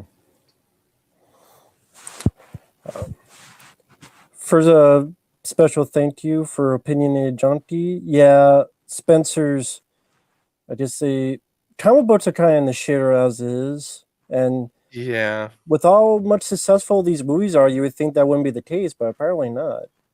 You know, with how all successful these Marvel films are, you would think the Well, comic it's not just comics when it comes to yeah. media. It's also physical media, especially in stores. I went to Fred Meyer recently to pick up a prescription, and I got a new HDMI cable. You know, it was a good deal because I'm a Fred Meyer member and I saved like $10. But I looked over in their section and they used to have like a much larger section of physical media in the electronics section. It's no longer there anymore. It's relegated to like one little mini tiny rotating shelf. That's it. No longer Yeah. shelves of it. It's all sold online if they're even going to do that. And I understand that because a lot of things have changed to the point where it's more of an online market when it comes to that niche, when it comes to physical media. I don't think it's dying. I don't think it's going to be dead anytime soon because of how successful companies like Scream Factory and Vinegar Syndrome and some of these other companies are right now. But when it comes to being the mainstream thing, when it comes to going to the store, yeah, that is dying. But that's sadly the reality of things. Like it was always going to be that way. I saw this one. Why would people bother defending? Because they think all you want is gore, and that if it's gory, you just love it. 10 out of 10 IGN. That's what all these is like. It's gory. What more do you want? It's the most brutal film in the franchise. Why do you care I about don't know. story? There's nothing in that film that's as brutal to me as the scene in Texas Chainsaw Massacre 2, where the guy has like his skin fallen off, has been cut off, and his face is on another person's face that he knows dearly and has feelings for. Like that, you want to talk about brutal? Like that's way more brutal to me than just, oh, it's bloody and there's a decapitation and there's some blood and all right. Yeah, the bus scene, blood everywhere. It's a yeah, damn right. Chop Top is awesome. Lick my plate, you dog dick. And speaking of Rambo 3, he even makes a Rambo 3 joke, which really cracked me up. That was hilarious. Yeah, because you listen to the tape. Is like, is that the soundtrack to Rambo 3? Yeah, Chainsaw 2 was always a good one. I always enjoyed it. That was the first one I saw and still enjoy to this day. I had a Hey, Jim? theory about Chop Top, Yeah. and I'm probably not the only one, because I think that character was definitely influenced by the other family member in the first movie. I forgot his name. It was the guy with the hitchhiker. He was definitely influenced by that guy because you have the dinner table scene and he's going me like that. I think Toby and some of the other writers saw that and they were like, we want that energy, but like amplified times 1,000 with this new character because we want that kind of thing, but we want more of that. And it with the tone of Texas Chainsaw Massacre 2 that fits better. Like in the first film, that kind of was out of place in some ways. Like I felt the comedy in the first film was clunky. That's another thing. Like the attempts at comedy, It didn't whatever bother attempts that it me. tried to have. It didn't But bother me. yeah, I like that's I cool, like the first one more than you do, though. and that's fine. Yeah. But I think the second film it had a better balance. I thought the comedy was better, and I felt the tone was more consistent. So the comedy was also funnier. What Uh, comedy in the first one? and The it was first just like one. the stuff at the dinner table, with the guy trying to, being doing the crying thing, and the stuff with Franklin and stuff like that. I thought it was Or Hedwig. the dinner scene was visceral for me. Oh, there were parts of it that were I didn't very think he like, was like. I didn't think it was comedy. I thought he was just making fun of her, and that made more of the horror. yeah, yeah. So you thought it was more comedy. I just, yeah, I thought it was more comedic in terms of what Oh, they okay, were doing with that particular moment of it. no problem. Hey, Poindexter Lounge, hello there. Uh, Hope you're doing well. Let's see. I never thought about that. If you think about it, they are similar. They do share a very similar plot. I haven't seen Small Soldiers in years. I remember that being a big deal in '98. Like they marketed the hell out of that film. There were all these toys. It was supposed to be this big new franchise, and it did not do anywhere near as well as the studio would have hoped. Do you think that or Looney Tunes Back in Action was more hurtful to Joe Dante's career? Back in Action. Because it was like, oh, here's yeah, maybe not. Now that you think about it, because I forgot that he did direct Small Soldiers. Yeah. That probably is ultimately, in hindsight, more hurtful, because that was like a big tentpole film. Supposed to be this new franchise, and it bombed. And you know how Hollywood is. You are the director of something that bombs and disappoints and does not deliver. Doesn't matter what your track record is. And Joe Dante also had a lot of films that underperformed in the past. He wasn't known as a guy who was just constantly churning out box office hits. Right. I mean, Inner Space, in my opinion, is an absolutely phenomenal film. Yeah, but it didn't do well. It did not do well in the box office. The Burbs, I think, did okay, but I mean, I love The Burbs, but it was like a phenomenal hit. No. And that was Hollywood taking a risk, being like, hey, genre filmmaker, you've done all these films a lot of people like, a lot of people really enjoy, you have a kind of a cult following. We see what you're capable of. We see what you could do. We know that you could do some really great stuff with Gremlins and stuff and so on. And we want that kind of success. But if you think about Gremlins, was ancient history at this point. 84. So they were like thinking, here it is. Here's your shot. And then they were like, well, you blew it. Did he do a film between Small Soldiers and Looney Tunes? I don't remember if he did or not. I'd have to look at his IMDb. Yeah. But yeah, they are similar in plot when it comes to Transformers and Small Soldiers. If we're going to compare the two in terms of quality, I got to be honest, I actually like the 2007 Transformers more than Small Soldiers. Like, Small Soldiers has its moments, but you know, they may have similar plots and Transformers might have ripped it off, but I think it ultimately kind of did it better. It's not great, but I think it was still better. Right. I agree with you. I miss the old Hollywood, new filmmakers, original movies, remakes, prequels, requels, add in their sequels, nostalgia bait. Yeah, a lot of nostalgia masturbation going on nowadays. Something about MCU is very flawed, holding back some of the characters' jokes and stuff, just corny. Yeah, I can imagine what Deadpool is going to be like. I keep mentioning that because I liked Deadpool 1 and 2, but Mike is a Deadpool. He is more knowledgeable on the character, and I just imagine. Yeah. That's stuff that's supposed to be fun, and then now they make everybody goofy. I know they're gonna fuck it up. I just know it in my bones and in my soul that they're gonna fuck it up. And if they don't, I will be the first to admit that I was wrong, and I will be happy. I will be elated that I was wrong. Because you didn't get a bad movie in your eyes. So why wouldn't you be happy? But I just don't see it. The writing on the wall looks bad. The signs are not good. I know, granted, it's because you've been very busy, but you haven't kept up with Marvel. No, I plan on. What was the last one trying you to saw? do that? The last one I probably saw was Captain Marvel. That would do it. If that don't kill anything, Captain Marvel would do it. The last one that I saw in the theater was Ant-Man and the Wasp. Okay. What do you think of that movie? I remember liking it more when I came out of the theater than I ultimately do now, because it just seems to be rather forgettable and kind of run of the mill. It wasn't bad. It was just Yeah, it eh, was just okay. It's just there.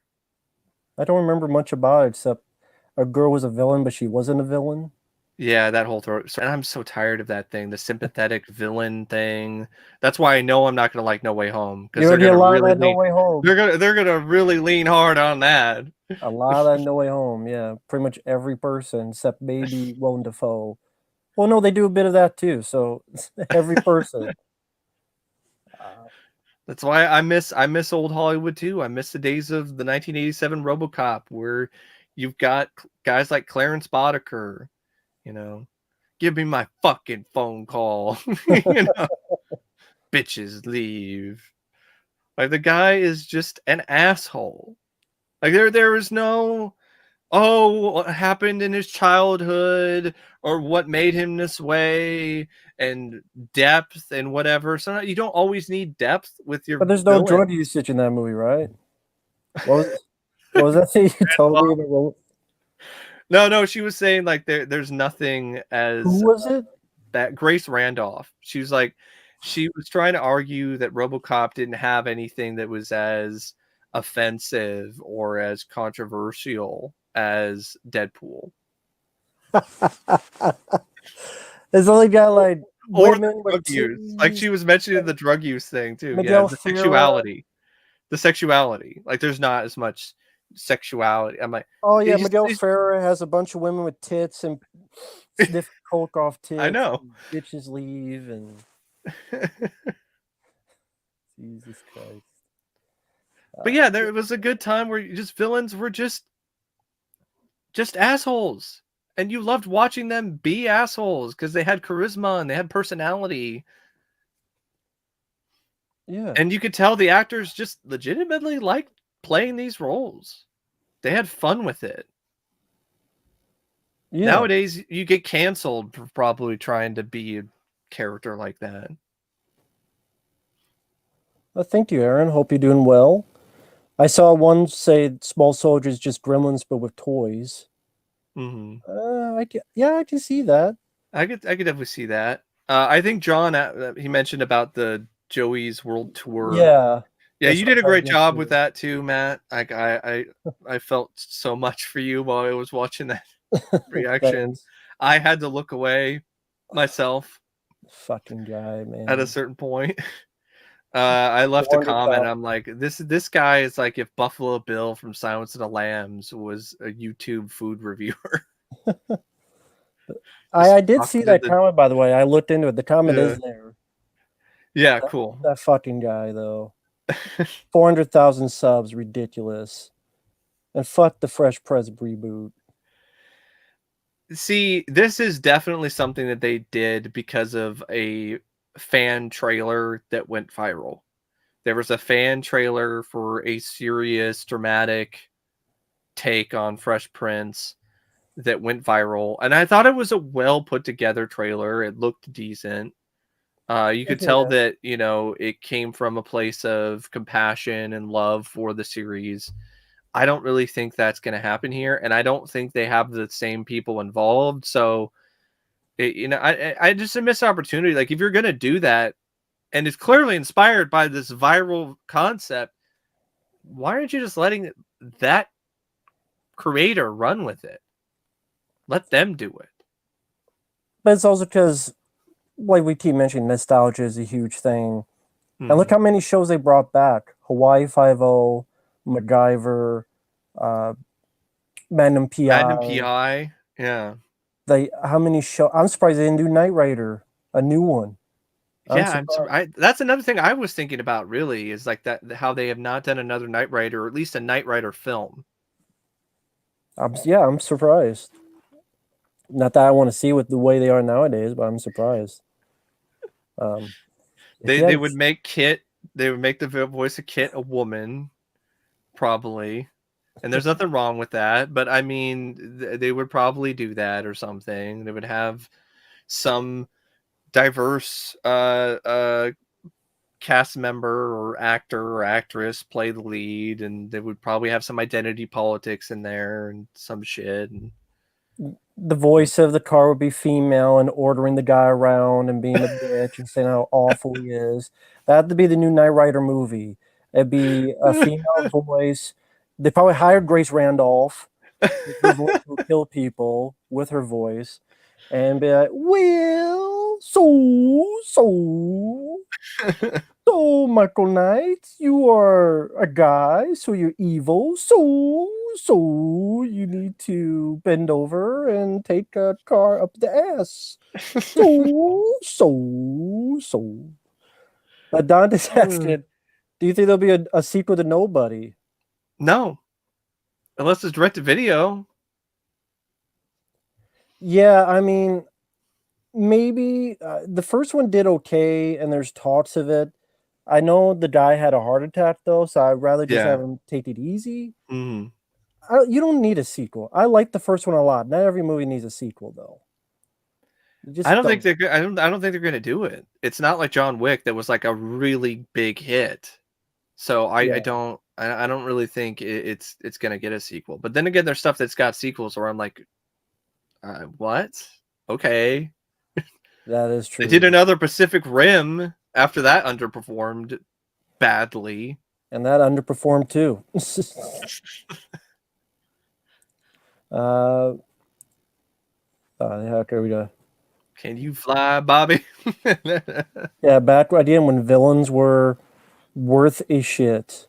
You can have a sympathetic villain every once in a while, but it's just too all many. the fucking time. It's like,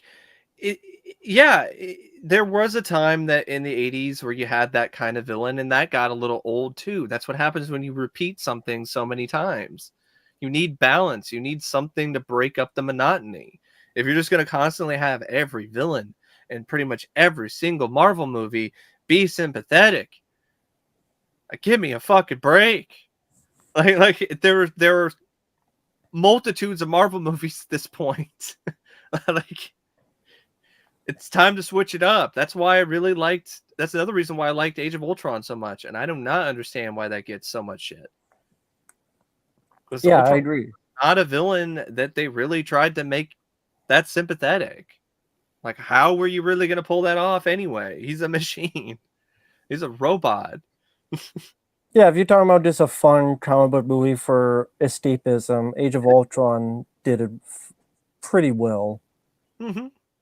So, but hey, it's not Endgame, which I know you didn't see yet, but I know whenever I see those, I have a feeling I'm going to be disappointed.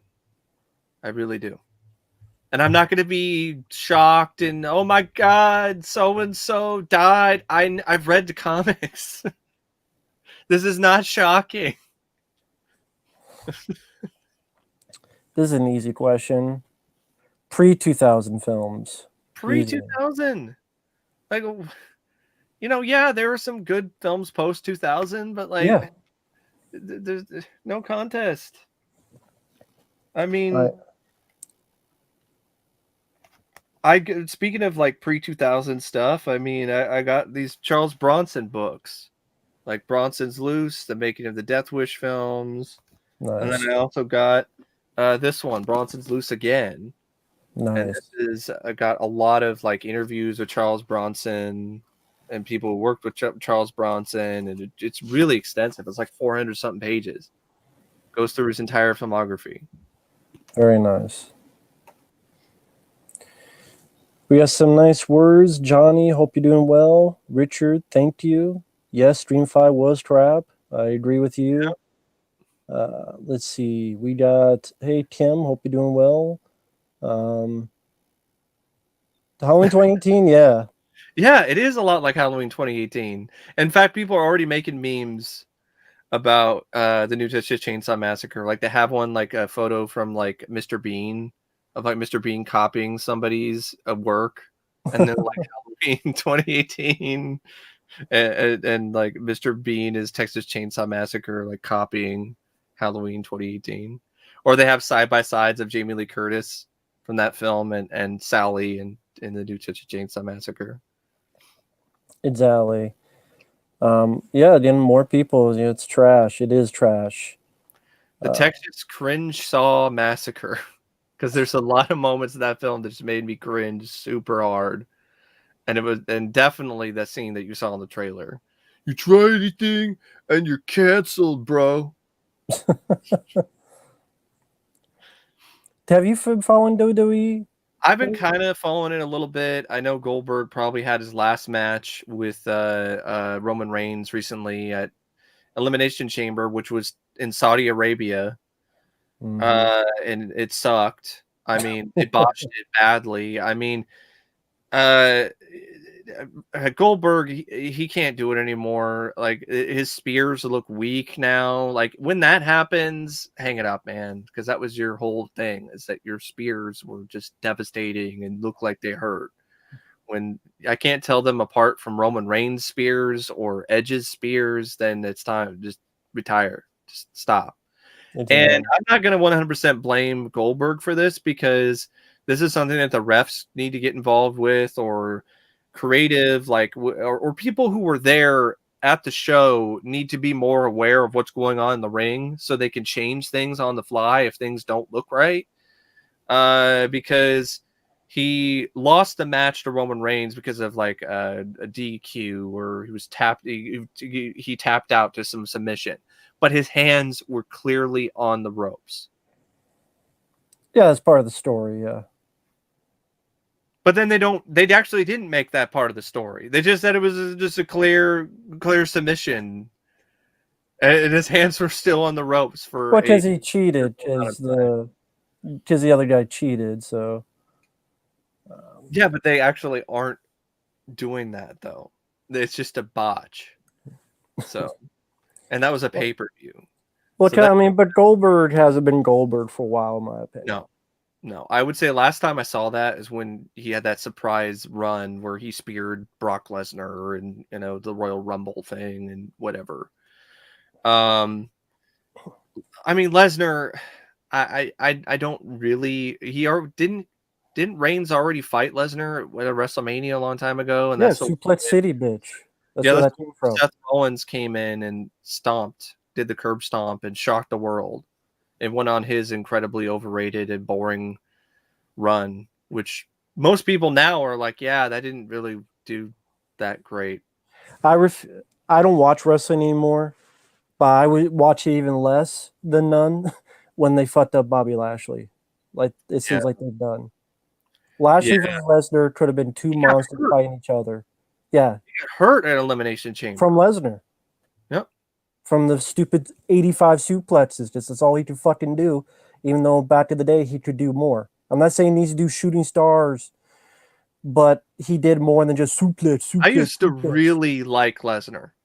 The Force of Nature, his first return to WWE, but then he got really, really old. It was just suplex, and he's already not good on the mic. So that's not really that hasn't gotten any better and will not get any better. So, and it's just one of those things where McMahon is still pushing him to hard. Yeah. You know, because he fits the profile. Just lots of meat. I do have to do some real quick, but when I do that, you could answer this question. Okay. About characters and like what makes not just a great comedy, but other movies, how important characters are.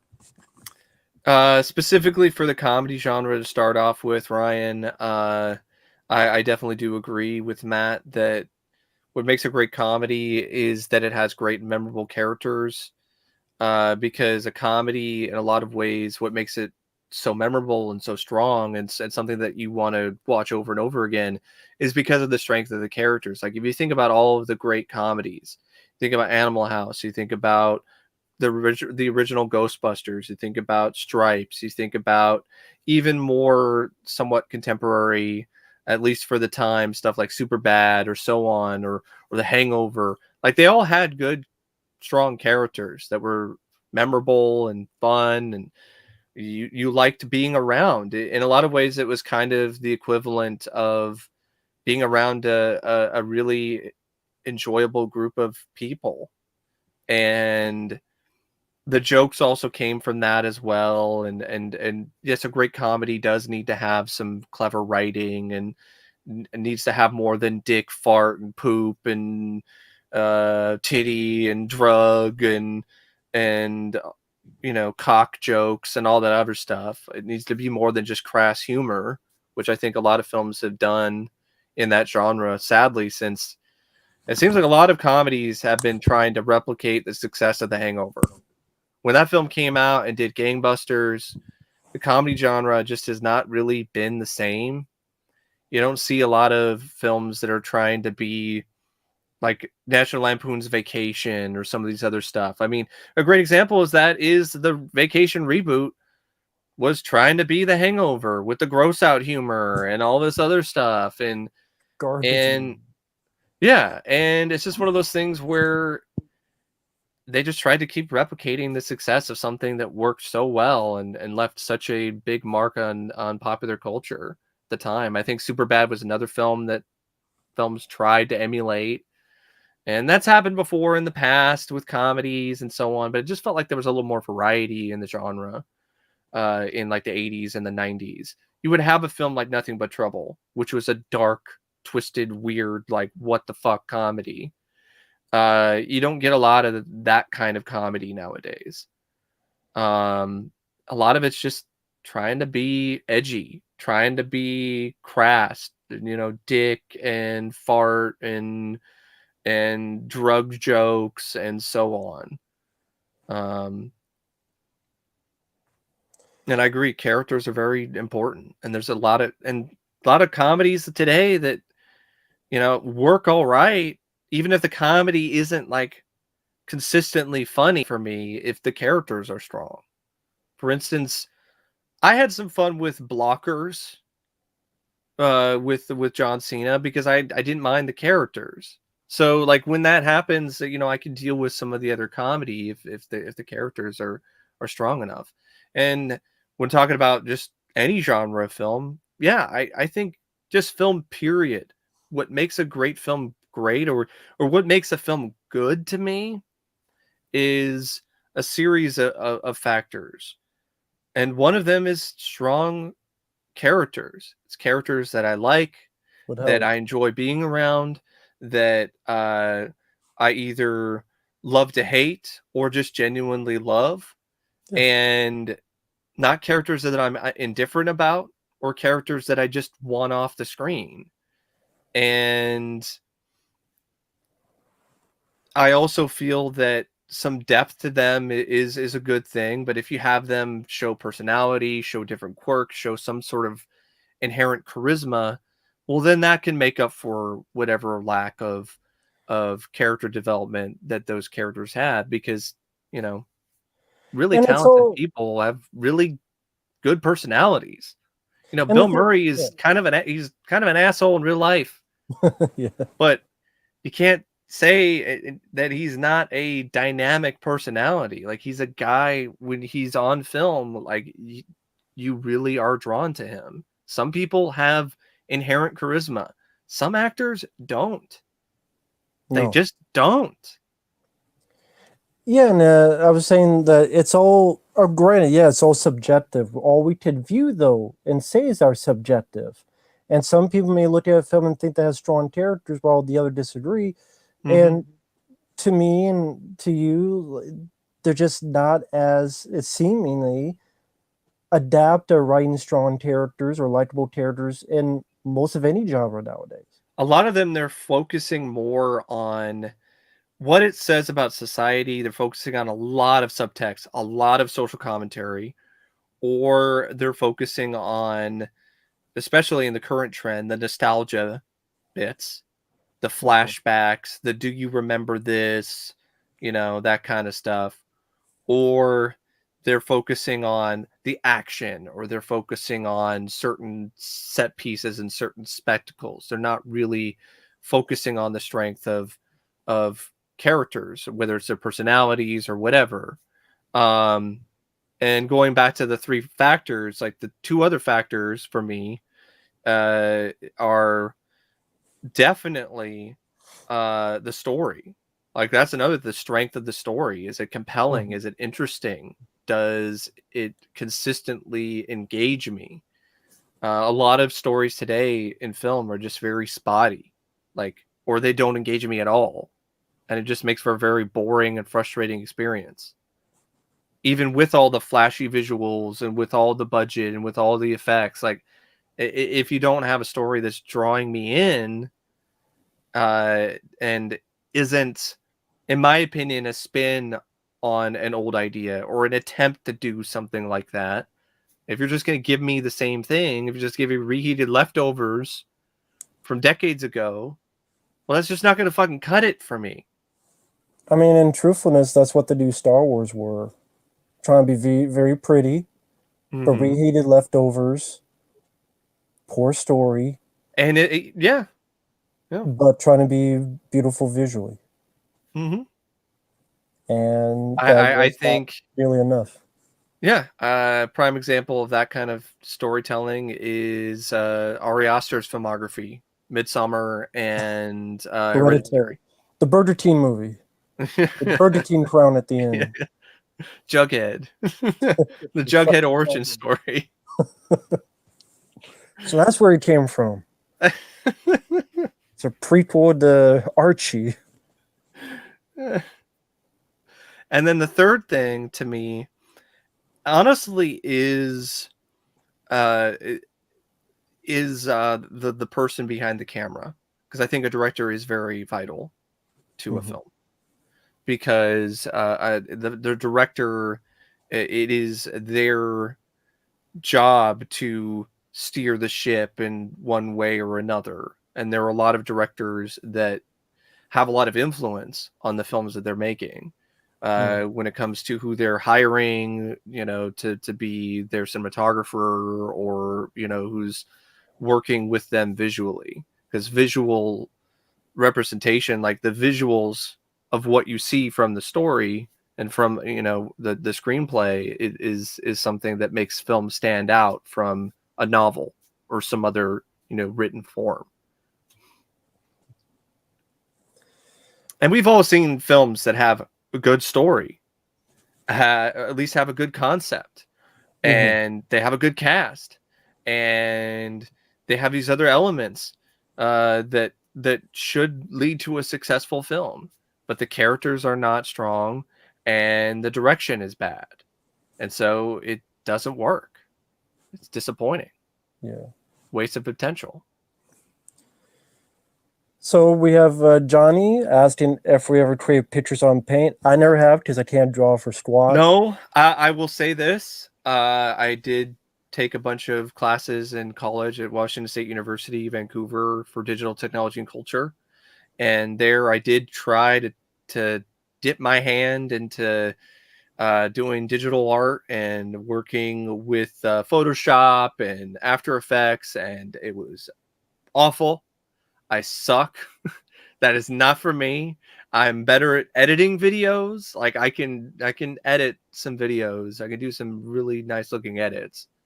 But photo editing and definitely not After Effects. Like that is something where you have to be legitimately talented when it comes to drawing. Yeah. Being an actual artist. You're not just going to go on After Effects and create all these effects and do all this stuff and trace things and make stuff come to life if you're just not, if you're not really good at that. I think some people it comes naturally. Other people it's years and years of practice. I mean, at one point in my life, I think in my teens, I had like a art book which was about Batman the Animated Series. And because I had the spare time, I actually did do some decent artwork, but I lost that talent because I stopped doing it. So, and I don't remember, I would just follow the steps in the book. So I'm sure I could teach myself. I could try to do something like that, but I don't think that I would be nearly as talented or good at it as other people. Even if I put my best foot forward. Some people are just naturally talented, naturally gifted with things. I think in some ways it is art. There's a lot of people who start drawing and start doing things when they're like really young. Yeah, they do. It's true. I could never accomplish it, and I always wanted to, but could never accomplish it. Just too off the beaten path for As me. far as I get in terms of art nowadays, of photo manipulation, is my thumbnails. That's it, man. That's as far as it goes. So he dipped his pen in the ink, and her name was Daisy. But thank you, Nick. So Don't bother watching it. Yes, I respect what it did, but I prefer films like Goodfellas and Casino. yeah, I think we talked about this in our other stream about The Godfather, right? You know, Yeah. I don't think it's bad. I don't No, think it's it not and a its bad sequel are film. bad films, but yeah, I do think they're a little overrated. I don't think it had Not anything as to do with the overrated as violence. Citizen Kane, but you know, still I don't think it got praised a because of little the bit. violence. It I don't got think it's praised that. for the writing, it got praised for the Yeah. storytelling, a sweeping epic of characters and family dynamics. Something of that scale really was not something that common But I mean, around if I that want time. that, I just honestly prefer Starface as a movie, as Hmm. entertainment, or I prefer in that Mafia, that Goodfellas or Casino, because I just Yeah, prefer the me too. stories and I prefer. I find those characters more interesting to me. Yeah.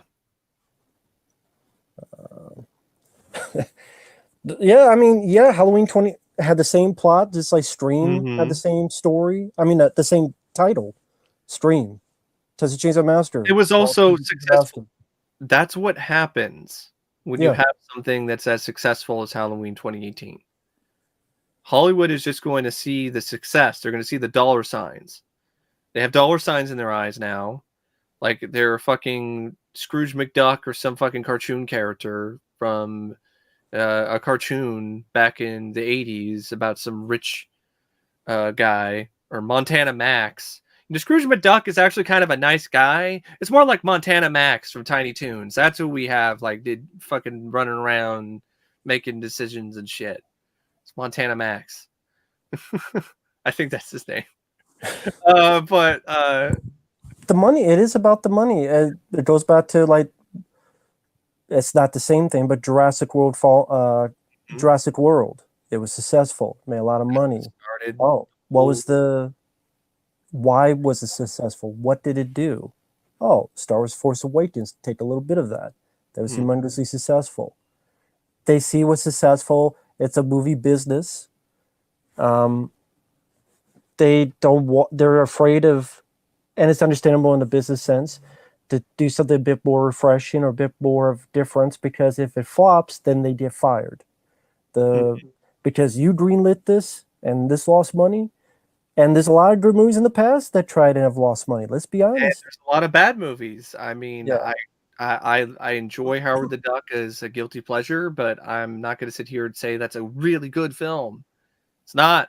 It isn't. It has some good things about it, but that was a massive risk when it comes to David Price, who was the head of Universal, and he got the axe because of that risk. now if you're, I can name a bunch. Nightmare on Elm Street 3, Dream Warriors, Rocky 3, Rambo 3, even Friday the 13th Part 3. I think is better than the first one. I think it's better than the first one, at least. Friday the 13th Part 3. But Dream Warriors. That lives up to it. It's good. Rambo 3. Also underrated as hell. Rambo 3 is my Rocky, favorite Rambo movie. I love that film. Rambo It's 3 is kick ass. Lawrence of Arabia of action movies. Like it's epic in a way that you will never see again. That's true. Real tanks, real helicopters, the way they did that action, it'd be all a lot of digital manipulation today. Rocky 3, Yes, it's one of my Clubber favorite. Lang. Yeah. So My there's a lot of, fight in the entire Rocky franchise is from Rocky 3, the final fight with Rocky and Clubber. It's an adrenaline rush. It's just so thrilling to watch. yeah, good choreography. Eye of the Tiger, great music. Death Wish 3. Yes, It's another watched one. that recently. Better than the first one, I'll say it. Mm-hmm. I agree wholeheartedly. I didn't like the first one either, Matt. So we're in agreement on that one. I was really disappointed by that. I was like, this is boring. Too much of this is on this boring police investigation with Vincent Gardenia who sneezes and has allergies. Like I don't. Why is this a class? Why is this great? Army of Darkness, that's a part 3.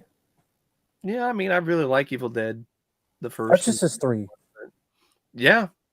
Okay. So, there's a lot of good part 3s out there. It just depends on what your preference is, I guess, really. That all gets down to it. I'm trying to think of other franchises with sequels that.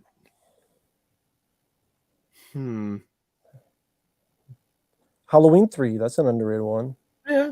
That's a good It's one. a standalone film, so it's not really, your typical sequel, but I guess it is a third in the series. Let's see. We got someone asking, what's your favorite TV show if you had to pick one? Tales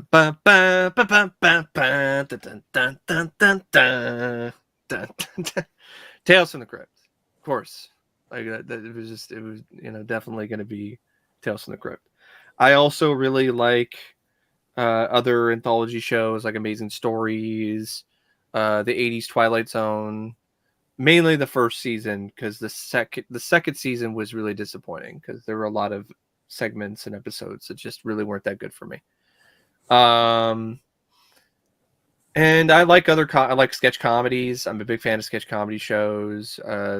Certain seasons of SNL, early Mad TV.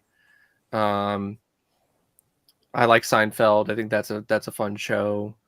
Unsolved Mysteries, one of my all-time favorite shows. I run a podcast where we talk about cases from that show as well as other things. Mention that, by the way, for those who don't know. Podcast, for those of you who don't know, it's called Uncovering Unexplained Mysteries. You can just look it up on Podbay, Stitcher, pretty much anywhere where there are any podcasts which are streaming, like the main ones. It's on there. We've my co-host Josh Cannon, who has a YouTube channel named Dancing with Ghosts. We've been doing this for like 2-3 years. Like we've been doing it for a long time when it comes to like podcast years. Like we've have over 200 episodes. And what do you do on the podcast? So what we do on the podcast is we talk about different segments and different cases from the show Unsolved Mysteries. We talk about the reenactments. We talk about Robert Stack and how awesome he is. And we also talk about other cases, too, that weren't featured on the show, like other true crime cases or other unexplained cases, or just a lot of stuff that you could kind of throw into the mystery vein. Paradise Lost you guys talked about, right? Yeah, we talked about all of the Paradise Lost films. We talked about that series and the case of the West Memphis 3. And I've had a lot of fun doing that over the years with Josh. Would you guys ever do like O.J. Simpson, like those kind of big cases, or just not? We don't really normally. I think we did. Maybe we might have talked about O.J. Simpson briefly because it was actually covered a little bit on Unsolved Mysteries at one point. Okay. But I don't remember if we did or not. So we have covered some bigger cases. I think we did cover John Bonet like years ago. Gotcha. We didn't. We probably should. But we've covered, Jack the Ripper. We've talked about D.B. Cooper. We've had, we've definitely talked about some bigger high profile cases. We had one about Zodiac. We talked about the Son of Sam. And if I have my favorite TV show, it probably would be the first 9 seasons. If it's maybe the X-Files, maybe. That's a good pick. Before they did the stupid revival and retcon everything. Like when they started doing that, I knew, like, I was like, it's just like they are just torturing us, Matt, like specifically. Like they were just picking beloved. Like that's why I'm so glad that stupid M. Night Shyamalan Ding Dong produced Tales from the Crypt show never happened. I was like, thank God. I don't have to say Tales from the Crypt is on that fucking list At least not yet. I'll come back with Jordan Peele. But other than that, Enough for him. well, another one I really like, it's more of a reality, is Dirty Jobs with Mike Rowe. Yes, Very, that's a great pick. I love that show too. and I wish that was somewhere to be bought because you can't find it Get anywhere. DVDs. I have a few of them. But Some they don't have the whole show out, and they're no. very scattered. It is streaming, I think, though. It is streaming on Discovery Plus, I think, or yeah, I think it's streaming on Discovery Plus. I wish they did like a Blu-ray set, like the boom set, like. But It would be awesome. Discovery, It would be great. But you know, Discovery doesn't really do that. You know how it is nowadays. The studios aren't going to pay money, yeah, to offer that and do whatever. Very nice guy, Cole. Thank you. Thanks, Cole. Yeah, I mean, you can't have happy endings for characters. That's not drama. It's no drama in there. We gotta go with the easy drama of they're fucked up and it's PTSD and then they die, and because that's real. I guess everyone's like Alien 3 land. Actually, I think it's more unrealistic, especially when it comes to Sally as a character. It doesn't make any sense that she would be like some hardened, grizzled. It's the rip-off Laurie Strode. That's why. Hunting Leatherface. Like, that doesn't fit her character. It's because Laurie Strode did it. Laurie Strode's character either, if you think about it. Because Sarah Connor did it, and that's, I don't know. I agree. It's fucking stupid. Never heard of Wild World of Batwoman. Oh, that movie! I think, did Cinema Snob do a video on that? I think he might have. Like, I think I've heard about it, but I've never seen it. I haven't seen the film. Yeah, I saw the trailer of that line. Trying to get you canceled, bro. Oh my god. Jesus.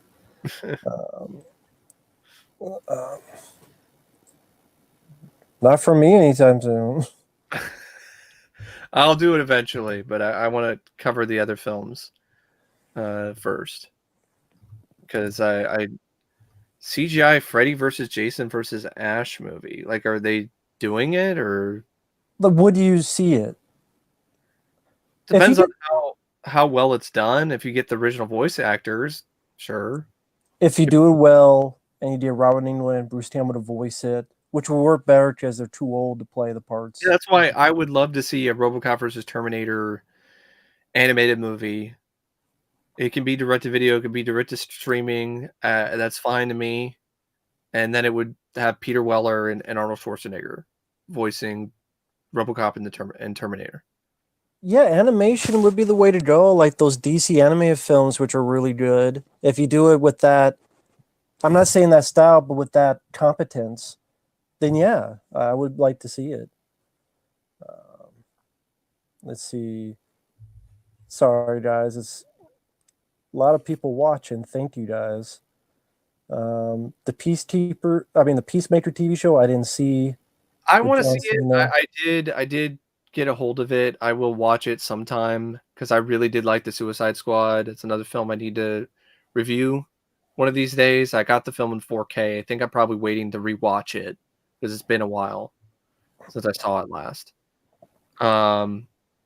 It looks like it could be fun. Has potential. I know John Cena.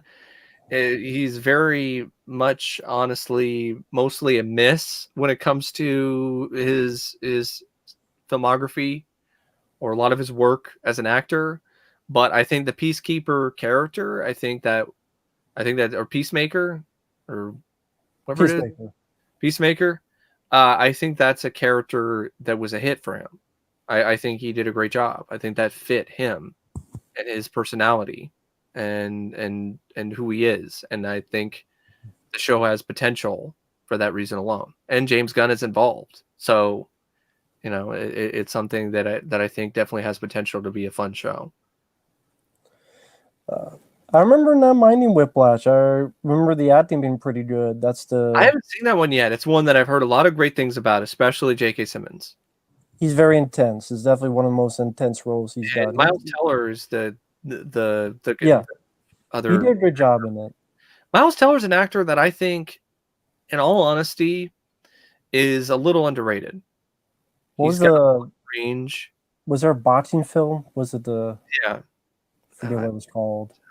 Bleed for This. Yeah, I remember liking that one. Yeah, he was good in that. I really loved him in War Dogs. I think that film, the entire film, is really underrated. Like the whole bit at the end where the friendship is just completely revealed to be a lie is some really great stuff in terms of the acting from both him and um it's Jonah Hill. Yeah, Jonah Hill. I think it's one of his best roles too for Jonah Hill. And I didn't think Miles Teller was bad in because he was in Fantastic Four, and I didn't Yeah. think he was bad in that either. Like, he's been good in a lot of stuff. Oh, you're going to get a lot of people pissed at that. Fantastic Four. What you talking about? Okay, you know what? Bring it on. I'm gonna I'm the type of guy. I'm honest. I'm gonna tell you like it is. I'm never gonna lie to you. I don't think Fan Four Stick was that bad. I don't think it's one of the worst comic book films ever. It's not a 5-star movie, but No, one of the it's okay. worst. It's average. But I think a lot of the backlash is a little bit much because of the fact that Trank might be crazy, but at the same time, they didn't let him finish his own film. They didn't give him a shot, and I get why. I If think that is true, yeah. His approach was all of it, interesting. Yeah. yeah, If all that craziness, but who knows how much of that is smoke screen for their own yeah. inabilities. I thought But it was at least an interesting direction. it was interesting. It did something different, and after what happened with the other Fantastic Four films, especially Rise of the Silver Surfer, fans weren't happy with that either, and it seemed like the approach to the Fantastic Four had really not landed well, so they went in a different direction. I don't like how a lot of it's just too different, and that's why it's the worst. I'm like, Christopher Nolan's Batman movies are way different too compared to the source material. Yeah. It's just They kind are. of a double standard sometimes. If it's because you're not into the story and you think it's boring and it's this and that, that's fine. I totally get Right. it because it's too different from the source material. I don't know. I think that's a little too harsh to say it's like one of the worst comic book films ever. I mean, we're talking about a genre of film that has shit like Steel and Superman 4 They and did that to Michael Bay's Ninja Turtle movies. That was fucking different. And that yeah. got a fucking sequel. Then that was really fucking different. With the fucking mongoloid looking albino, I'd rather watch Fan 4 Stick twice than any of those Ninja Turtles movies. fuck yeah. ABC Delicious of bullshit. Fuck them. And yeah, fuck Transformers. Fuck Michael Bay directing those. I like Michael Bay, Last but not for Transformers those. film I saw was the what was it? Is it Dark Side of the Moon? I think The the third third one. one. That's the last one I saw. I haven't seen the fourth No, it's one. called Darker the Moon, which makes no Dark, sense as the title. yeah, I thought it was Dark Side of the. I'm probably not It the only should be. one that probably. Because it should be if you had proper grammar, but they don't. Dark of the Moon. What the like? No one speaks like that. I saw that in the theater. I saw the first 3 Transformers films in the theater because I remember actually legitimately liking those films.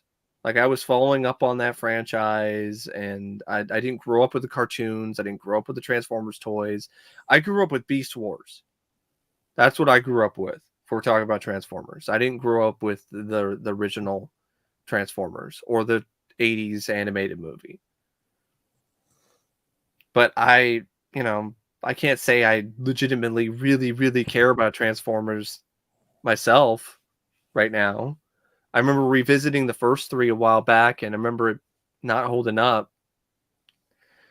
I could still have some fun with some action sequences, but I remember a lot of the humor, a lot of some other stuff not really holding up that well. But one thing that does is the soundtrack for the first film. for a fair amount of the other original 3. Yeah. Or if you want It's almost Bumblebee like Linkin Park. pissing on someone, and that could be the movie for you too. And mud flaps and skids or whatever the hell, gold teeth and all. Eric, thank you for that. Let's see, Jaws ride. That was they got rid of the Jaws ride. I went on that too. Or I went on the tour, the tram tour, which had Jaws. I'm trying to remember exactly which one it was. It might have just been the tram tour that had Jaws as a part of it. And that was fun. The Jaws ride, though, I will say this, unlike Back to the Future, a lot of it is very like just watching things happen. So I think you could watch the HD versions of the show on YouTube, and I think you could get a pretty close example of what it would have been like to experience that. And there are some really, I recommend actually going and checking out some of the theme park attraction videos that people have done where you're like there riding the ride, because some of them are actually really well done and high quality camera work. One of the rides I would have loved to went on, it's a Disney ride, but actually there's 2 of them. The Alien Encounter one, which isn't really a ride. It's like you sit in a room and there's an alien and blah, blah, blah.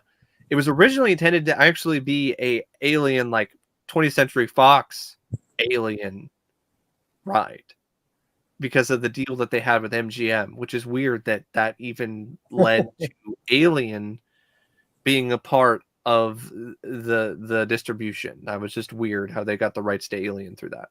But they were originally going to do it, but they were like, it's too scary, too blah, blah, blah. Can't do that. Doesn't represent Disney. And then they did something different that wasn't Alien. It was the Alien Encounter.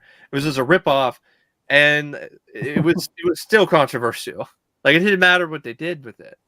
I would have loved to have done that, and I also would have loved to have rode Body Wars.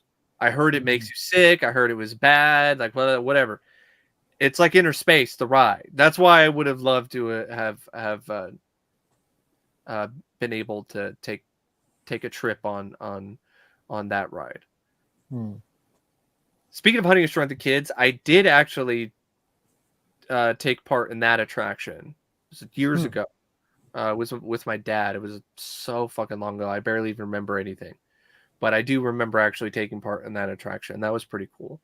That attraction actually did have a lot of the main cast members from Honey, I Shrunk the Kids in the original footage that was filmed for it. Rick Moranis and so on. And definitely the first one I would say is the best one. Absolutely. It's nice that it finally got a Blu-ray. It sucks that it's a Disney Club exclusive. I did get it, and I have the sequel, but man, that deserved way better than that. Like, and it has no features still. They could have had some features. The effects guy. Something. The effects alone, maybe Rick wouldn't talk about it, but I don't know. Rick seems to be very open about Honey, I Shrunk the Kids. Like, I think he signed a contract. I think he's going to be in the new one or whatever. They're going to do a reboot. I think he's going to be in it. Yeah, I mean, he did 2 sequels. One of the last films he did before he retired was the Honey, We Shrunk Ourselves. I think that was the last film he did. Close to it, yeah. Have you seen Ed and His Dead Mother? I haven't seen it. I've heard of it. I've seen clips. I still haven't seen it yet, though. I think it might have been one. I don't know if it was in the Fangoria list or not. But I know it's a film that I had heard about because of the dark comedy and so on. And, of course, the cast. I had it on VHS. It's either in storage somewhere. I think it's in storage somewhere. I don't think I ever was able to get the DVD. I did not know that Leo was a zombie extra. Yeah, I'd never heard of that. That'd be interesting if it was. Yeah. I've seen a long time, May. like a Matisse I haven't May. seen it yet. I have it on DVD. I've heard kind of conflicting things about it. I've heard people say that it's a really underrated, great film. I've heard people say it's overrated. I've heard people say it's not that great. One of these days, I would like to see it for myself because it does kind of seem like it might be interesting and intriguing at the very least. But then I said the same thing about Cemetery Man, and that disappointed the fuck out of me. I know I've seen May, but I don't remember much about it. It's been so long, so I can't answer that. Fuck no. Fuck right along. I'm sorry. There's no great action. That just makes me laugh. That's hilarious. I know people have different opinions, but Teach their own. that's laughable to say that that's underrated, especially when it comes to an action film or an action comedy. Teach their Matt, own. do you remember any of the comedy from that? Kevin Hart acting like a little kid, even though he's a grown man. He shot a gun and flew. He thought a grenade was a video game. You got 10 seconds. Pick it up. I mean, in terms of like fond memories. Oh, no. No fond memories. Or the action. I don't even remember any of the action scenes from Ride Along. No, I don't even remember the details. I don't remember who directed it. Was it Story? Tim Story? I think it was Tim Story thing. Yeah, great director. I say as I laugh. This guy has. I mean, I don't know if it's weird. It's not weird because I'm gonna let you in on something. I was underwhelmed by Blade Runner the first time I saw it. So it grew on me. It took more viewings. It took a different approach, different mindset for me. When I first saw it, I looked at it more as an action film, and that's not fair to the movie. Which version did you see?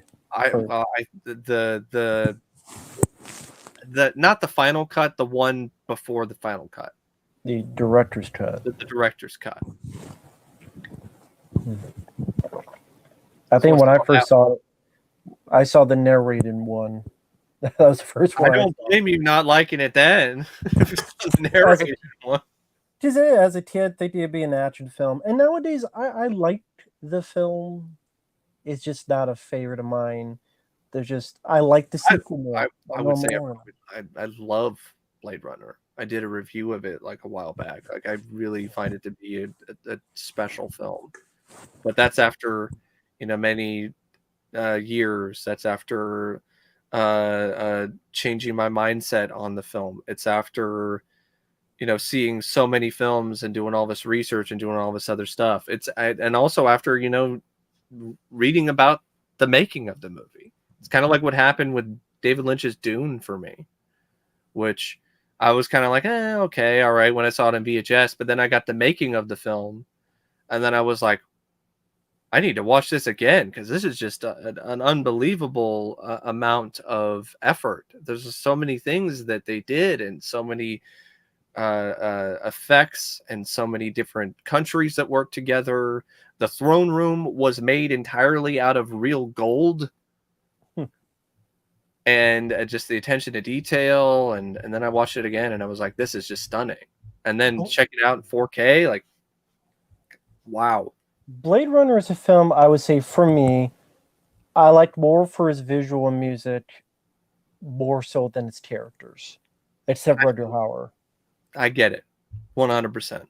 But I still don't mind the film.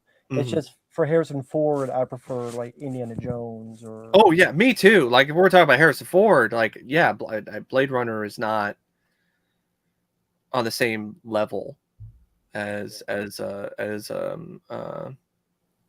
Indiana Jones. Yeah, it's just in terms of the quest for the Ukraine situation. No. I'm gonna say no. And not because I don't have anything to say.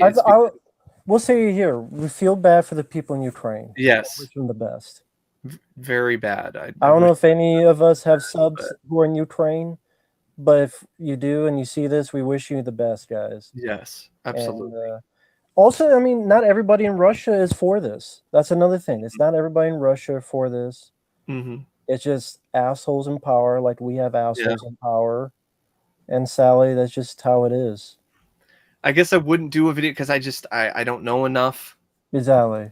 It's not my expertise, and at the same time, I just try to keep politics and stuff like that off my platform because it just for better or worse, like there are some people who can handle discussions about that kind of stuff in a kind and courteous way, but there's a lot of people who can't do that, and I just don't want to open up that can of worms. Yeah, which is understandable. And also, if you don't really know what you're talking about, you say some stupid, it's one of those things. Sometimes it's just best to leave it to the professionals, leave it to the people who talk about politics for a living. Dear old Mike. Jonathan, man, that's oh. I guess I got to go with Ballbusters because Scary Movie 5 is horrendous. It is one of the worst comedies I've seen. There's not a single fucking thing in it that's funny, but it's Scary Movie 5. Scary Movie 4 was awful too. Scary Movie 3 wasn't good. It was just you know, a consistent string of shit, and this is just more shit. And I never really was like huge into the Scary Movie franchise. The Ghostbusters films, the first two films, like those are two of the films that really started my love for films. I grew up watching those movies.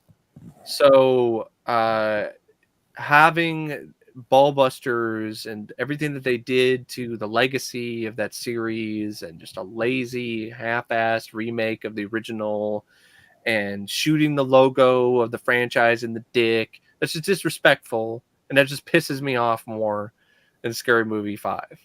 As bad as Scary Movie 5 is, like I don't have the connection with the Scary Movie franchise that I have with Ghostbusters. Yeah, I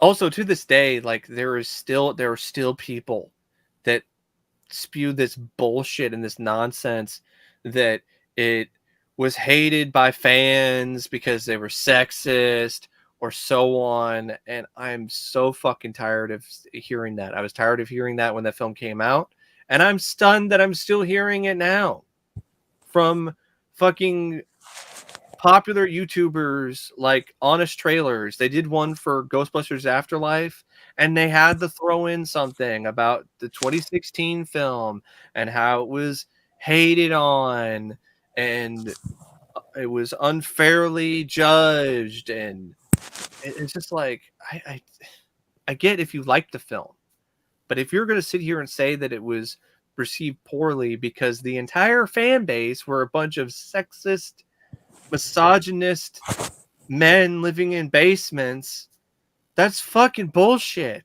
Not everyone was like the equivalent of Trump in that video clip where he talks about Ghostbusters. Oh, the women are Ghostbusters now. Not everyone is like that. There were actual women. There were women YouTubers. There were female YouTubers when that film came out that thought it sucked. I thought it wasn't funny and felt like they were being pandered to, and they didn't appreciate it, especially the way that they handled things. Oh, you want some controversial? I might get some hate for this. I'm fine. I'll take it on the chin like I always do. that's okay. I agree with My you. thoughts on Dead Meat? He fucking sucks. I do not get the praise for this guy. I do not get the pass he gets. He does seem like a maybe kind of an all right guy.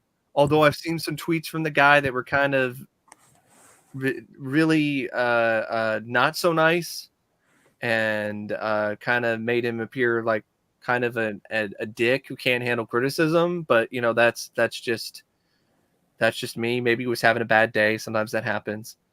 But I don't get the appeal. I've tried. I've tried multiple times with this guy, with his content. I just don't get it. He comes across as incredibly fake. I can't deal with his voice, his fake radio voice that he puts on for all his videos. I don't think he's as funny as he thinks he is. And on top of that, I mean, a lot of his content, a lot of these videos, there's an occasional video essay, and I'll give him credit for trying it. But the one he did on Night of Living Dead, talking about, I think he focused morely on the race aspect of it, which to me was just been there, done that, and it's something that, it's a part of the film, and the social commentary is a big part of the original Night of Living Dead. But dude, that's something that's been written about in countless essays and other videos. Like, if you're gonna do a video essay, like, do something else. I mean, to be perfectly honest, especially for someone that has that much of an influence and has that many subscribers and has this much funding to work with and all this influence, like, why are you just preaching to the same choir? Like, that's something that's already been done a million times when it comes to conversation about social commentary and horror films. I didn't know anything about him until I saw the rough cut of In Search of Darkness. And I'm like, who the hell is this guy? Why is he on so many of these segments? And has that effective radio voice, just, who the hell is this guy? Who the fuck is Dead Meat? I didn't know who he was. And then, oh, it's some YouTuber. I'm like, oh, okay. And whatever. I didn't even know he was in Stream 5. I know someone told me, and I completely forgot. One of the YouTubers, that was like doing I forgot about that reaction to the other Stab film that people hated, directed by Rian Johnson. But yeah, I wiped that out of my memory, so maybe that's why. He also relies heavily upon copyrighted material and clips. Like, I don't think he would be nearly as big or as popular as he is without his big brand. Everything is built off of his Kill Count series, and that's just mostly all the kills from horror films with his commentary and his cringy attempts at humor. Yeah. Never heard of this stuff, so can't answer you with that. Nikocado Avocado. I don't know who that is. I guess you know who that is? Yeah, he's a mukbanger on YouTube. What's that? It's a series of videos. It's this video style where people get all this food and they eat it on camera. Like big, massive portions of food. And they eat. That's the format. That's the genre. And they're like smacking lips and all that stuff with Joey's, world tour, but like maybe even more amplified because it's like hours or like 30 minutes of it. And he started out as a vegan YouTuber, and then he had a falling out with the vegan YouTube community. He was actually at one point at like 150 something pounds or something. He was a really light guy. And then he started doing these mukbangs, and he ballooned. He just blew up, and now he's like almost 500 pounds. And yeah, he's got does all this drama stuff. He makes all these videos crying for the camera and do all this other stuff. So talking about his weight, talking about other stuff in his relationships, and he's a big part of the YouTube drama community. And he's honestly a dick because there's a clip of him talking about how I just laugh at poor people.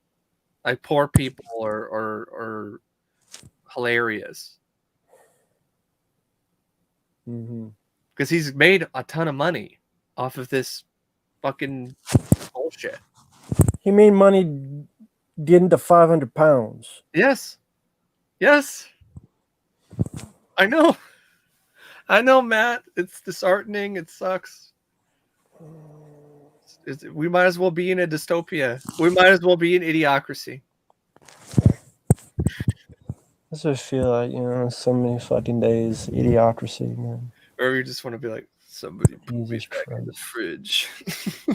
Jesus Christ. So yeah, it's a dramatic, just ridiculous person, and just weighs a ton, stuffs his face for a living. Like, he has to stop eventually, otherwise he's gonna die.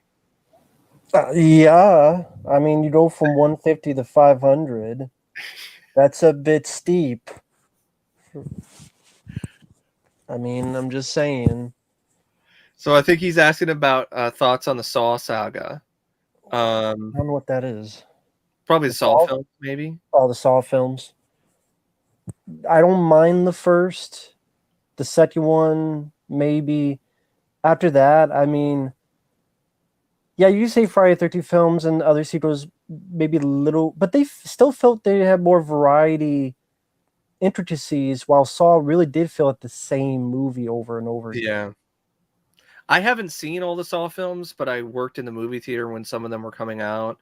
And, the clips that I saw, it did seem like it was just the same thing. The only thing that changed were the traps. And Yeah, and I'll give the films that from what I've seen. There's some interesting creative traps, and yeah. that's a big part of, I think, the love for the franchise.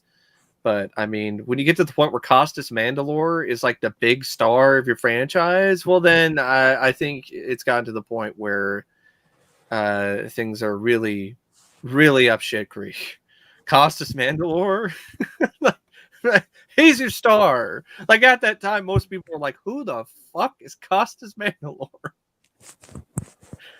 And it goes to what we were saying before, that characters. What Mm-hmm. great characters are in Saw 4 or Saw 6 or Saw 7? Sure isn't Costas Mandalore's character. I remember him more from the Fist of the North Star movie. And he's asking, why did he lose popularity? People got tired of it. Yeah, derivative. And there's only so many times you could torture. There's only, I mean, even like Final Destination, which I know they're doing another one, but people got tired of it because. Or the attempts to be like Scream. People got tired of that too. Like, I Know What You Did Last Summer, Cruel Intention, this kind of stuff where they're trying to be like Scream with the cast of up and coming, hip, new popular actors, and throwing in the slasher genre in there, and slick camera work, and popular music, and pop culture references and stuff. Yeah, it's the same thing that caused that to die off. And it became Yeah. diminishing returns. It's what happened with the Universal Monsters. They ran it into the ground, and then it was a joke for years because it was just a running gag in the Abbott and Costello series. And then they were like, "Oh, we don't need any more. We're done. We don't want to see any more Universal Monsters movies." I thought this was funny. I take that as a compliment. I don't know where he gets that, but I'll take that as a compliment. I'll take that. Yeah. No, it's bad, but it's not one of the worst ever. No, I'm not gonna say it's one of the worst to me. And I actually, there are some action sequences in it that are pretty decent. And the style, I know it's not for everyone, but I give it credit for being unique. I really do give the film credit for having unique looking style. For years, I thought it was a Resident Evil movie until ultimately found it's not the case. Well, yeah, Mila I Jovovich. think it has the same actress in it, and I think there's a similar plot or some shit. I mean, not the zombies though, some kind of other sci-fi thing. Let's see, Jonathan Lindsay. Yeah, I mean, I just liked the film, and that's not the only reason I liked it, though. I liked it because it was well made for what it is. The action is well done, Yeah. and the main character was likable. Yeah, and I really liked the out of the box casting choice. Yeah, That was a big reason why I liked Nobody. it's refreshing. Because it was different, it was refreshing, it was unique to have Bob Odenkirk in a role like that, and he pulled it off. Even if he didn't pull it off, yeah, maybe it wouldn't have been as good, and I would have been like, I didn't really care for it because it just didn't work. But I still would have given it a lot of credit for trying. I don't know what they're coming out in March and April, so I don't know. We can take a look. Speaking of that, I just brought up Dawn of the Disc, so I could just scroll through it. It'll probably bring that up. I did get this recently, which is cool. Alligator. You got what? Which one? Alligator. Yeah, I got that too. It's cool. The 4K release. Yeah. It does have 2 Blu-rays, which is why I got it. 4K. Underrated creature feature. And of So course, nice. Is that 4K and Blu-ray or just Blu-ray? Yeah, it does have the Blu-ray as well. Cool. So I know you're a huge fan of that, so I'd probably recommend picking that one up. Cool. Well, I got a 4K disc as it came in. I can't play. Oh, you did actually get it? It was a dad that I filled it in, and then they sent it still. So I got a 4K disc that I can't play. So I didn't think they sent it, but apparently did. So there you go. Yeah, a overseas company. I think it's Imprint Films. They're releasing The Warriors, but it's like ridiculously expensive, Matt. It's like 60, 70 something bucks or something. It's just, what is it? The Warriors, the 70s. Oh, film. Gonna have the theatrical version, but it's like ridiculously expensive. I'm like, what the? I'm not paying that much for The Warriors. and who's releasing it? Some company called Imprint. That's why I don't know why they have it that much. I don't understand. Tentacles is getting a re-release. The Octopus Jaws ripoff from Kino Lorber. Yeah. Madman just got a release in 4K. Treasure of the Four Treasure of the Four Crowns. Oh yeah, Madman's Vinegar Syndrome. Yeah. I don't mind it, but I don't need a 4K. I want Watchers too. I want Murder by Phone. SLC Punk, it's finally getting a remastered release. I don't think it ever had a Blu-ray. It's getting a 4K HD remaster. The Untouchables looks like that's gonna get a 4K UHD soon. Beverly Hills Cop 2, it's getting a 4K release. I don't know if they're going to include the remastered print on the Blu-ray, but I don't think it would be any different than the one that's already in the box set. I don't know if you have that or not, the Beverly Hills Cop box set. I have there's a pack. Yeah, what's a pack with 3 movies in it? So, yeah, I kind of do. Yeah. Oh, okay. Maybe there's got to be like a list of their upcoming. Maybe I just go to their website. John is asking, typing, folks. I'll answer a few questions while he's doing that. Kazam sucks. Shaquille I saw that in the theater. I dragged my dad to see that in the theater. Sorry, Dad. Nowhere to Run is a decent Van Damme film. So Double Impact's a lot of fun. Yes, I'd rather watch Hard Target than Disney Star Wars every day and twice on Sunday. Yeah, Nowhere to Run, I think, is honestly arguably Van Damme's most underrated film, at least for me. And for what I understand, the Hard Target Blu-ray is fine. It was just the 4K that had issues. Yeah. Yeah, it was just a 4K. Okay, so for Scream Factory and Shout Factory, in March, they're going to be doing a Shout Select release of The Core, which I think is pretty cool. I like that film. Saw it in the theater. I think it's like one of the last true enjoyable disaster movies that were not directed by Roland Emmerich. It is a dumb film, but that was a fun movie. Yeah. That was entertaining escapism. It's getting a new 4K scan, and it's porting over all the features. So it's just regular Blu-ray. I know they're doing Sword and the Sorcerer, which I'm really hyped for because that's one of my favorite fantasy films. So I'm looking forward to that. I know they came out with an exclusive release of Communion, but it's exclusive to the website and limited copies. I'm like, I don't really need that film. I'm not I paying don't really need Communion. the inflatable aliens. And they did one for summer school, but they just have an interview with Stephen Horvitz. And they just poured over the other stuff. And it doesn't even have like a new transfer or anything. But let's see. Yeah, the hard target 4K I just had audio issues. And that was what was the issue, the problem with it, for what I understand. And I've seen that a lot lately with these issues of quality control, and it's just annoying, especially from these major studios. Paramount just did something with Escape from LA. They were like, "Oh, sorry, blah. Here's a replacement disc form." It's like, why are you fixing this ahead of time? Why is this happening over and over again? Happened with Mad Max, Road Warrior. Warner Brothers fucked up and didn't put the original theatrical audio mix on the disc.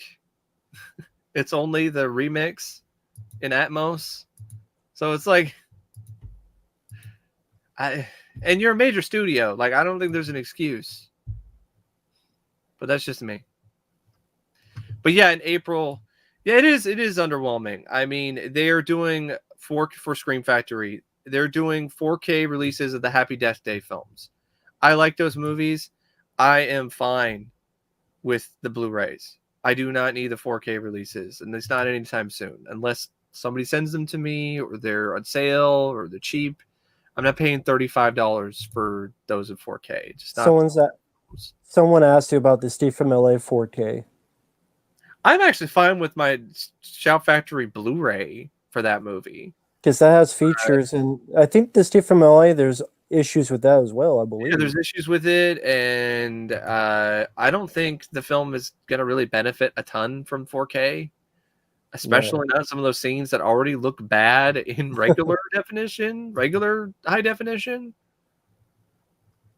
So yeah, they're doing Happy Death Day films. They're doing something called Night Creatures I've never heard of.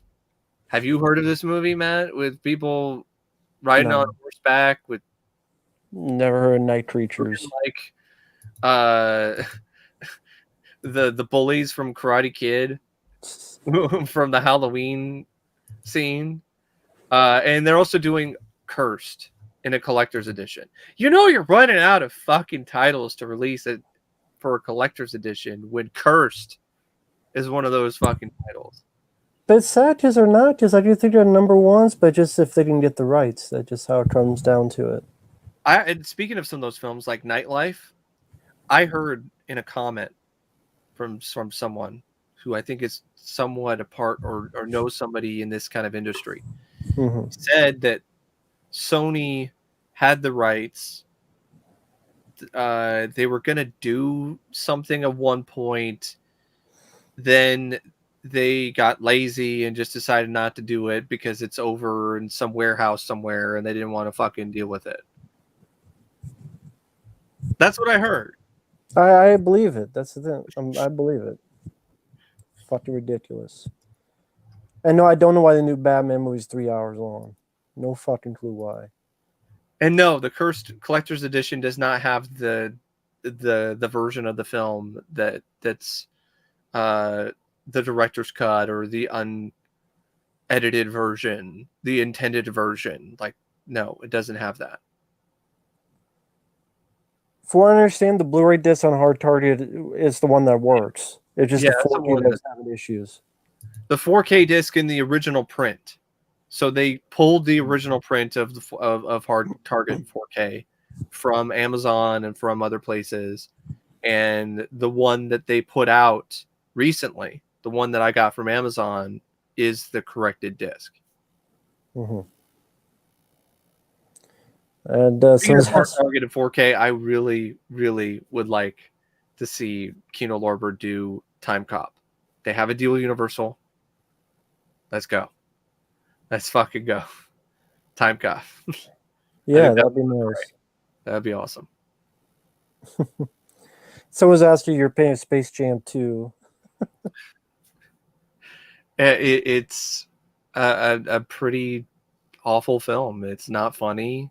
There's too much references that are out of place and dated. LeBron James is not a endearing personality like Michael Jordan was in Space Jam. He honestly kind of comes across like a dickhead in Space Jam 2. I didn't really relate to the whole drama with him and his kid. I actually thought it was pretty piss poor in terms of how it was written. You just won't let me do me, Dad. Like that kind of dialogue. Like really, won't let me do me. It's like that's a whole other thing, man. Like if you want to do that, do it on your own time. I don't need to know about that, kid. TMI. But with that, I'm running low on battery on the phone, so I'll probably have to stop for now. But it's been 2.5 hours. Yeah. Thanks, Mike, for coming by. They flew by really fast. It definitely fun. And I'm glad you're doing at least a little bit better. Wish you the best of luck still. Thank you. And I want to thank everyone for watching. At one point, we had 100 people. We still have 80 people watching. There's quite a bit. Thank you guys for that. Try to get as many questions as possible, but there's a lot of them. So we appreciate that, though. Absolutely. And we want to wish everyone out there. Yeah, definitely do this again sometime because it's just so much fun, and appreciate all the kind words and well wishes and all of that. And I want to reflect those back to you because Thank you. And to everyone else who's watching or who could use a pick me up, because I know how it is. I was dealing with whatever the hell this was, and I was in a pretty dark place for a couple days before I figured out what was really going on. So you're not alone. Exactly. Same goes back to you. And I just want to quickly thank the people like Andy T. Shore. To answer your question, yes, I think Usagi is an underrated character in TMNT. I do agree with that. Deserves his own show, cartoon. That'd be cool. Steven, Jedi, Tim, NT Shore, Mr. Torrance, Great Tiger, Insane 87, Ryan, Vincent Wolf, The Ghost of John Wick, Stranger Boy, everything and anything in between. Thank you guys out there. We'll take care. We'll see you guys later. Be safe out there. Take it day by day. And thanks for watching. Bye-bye.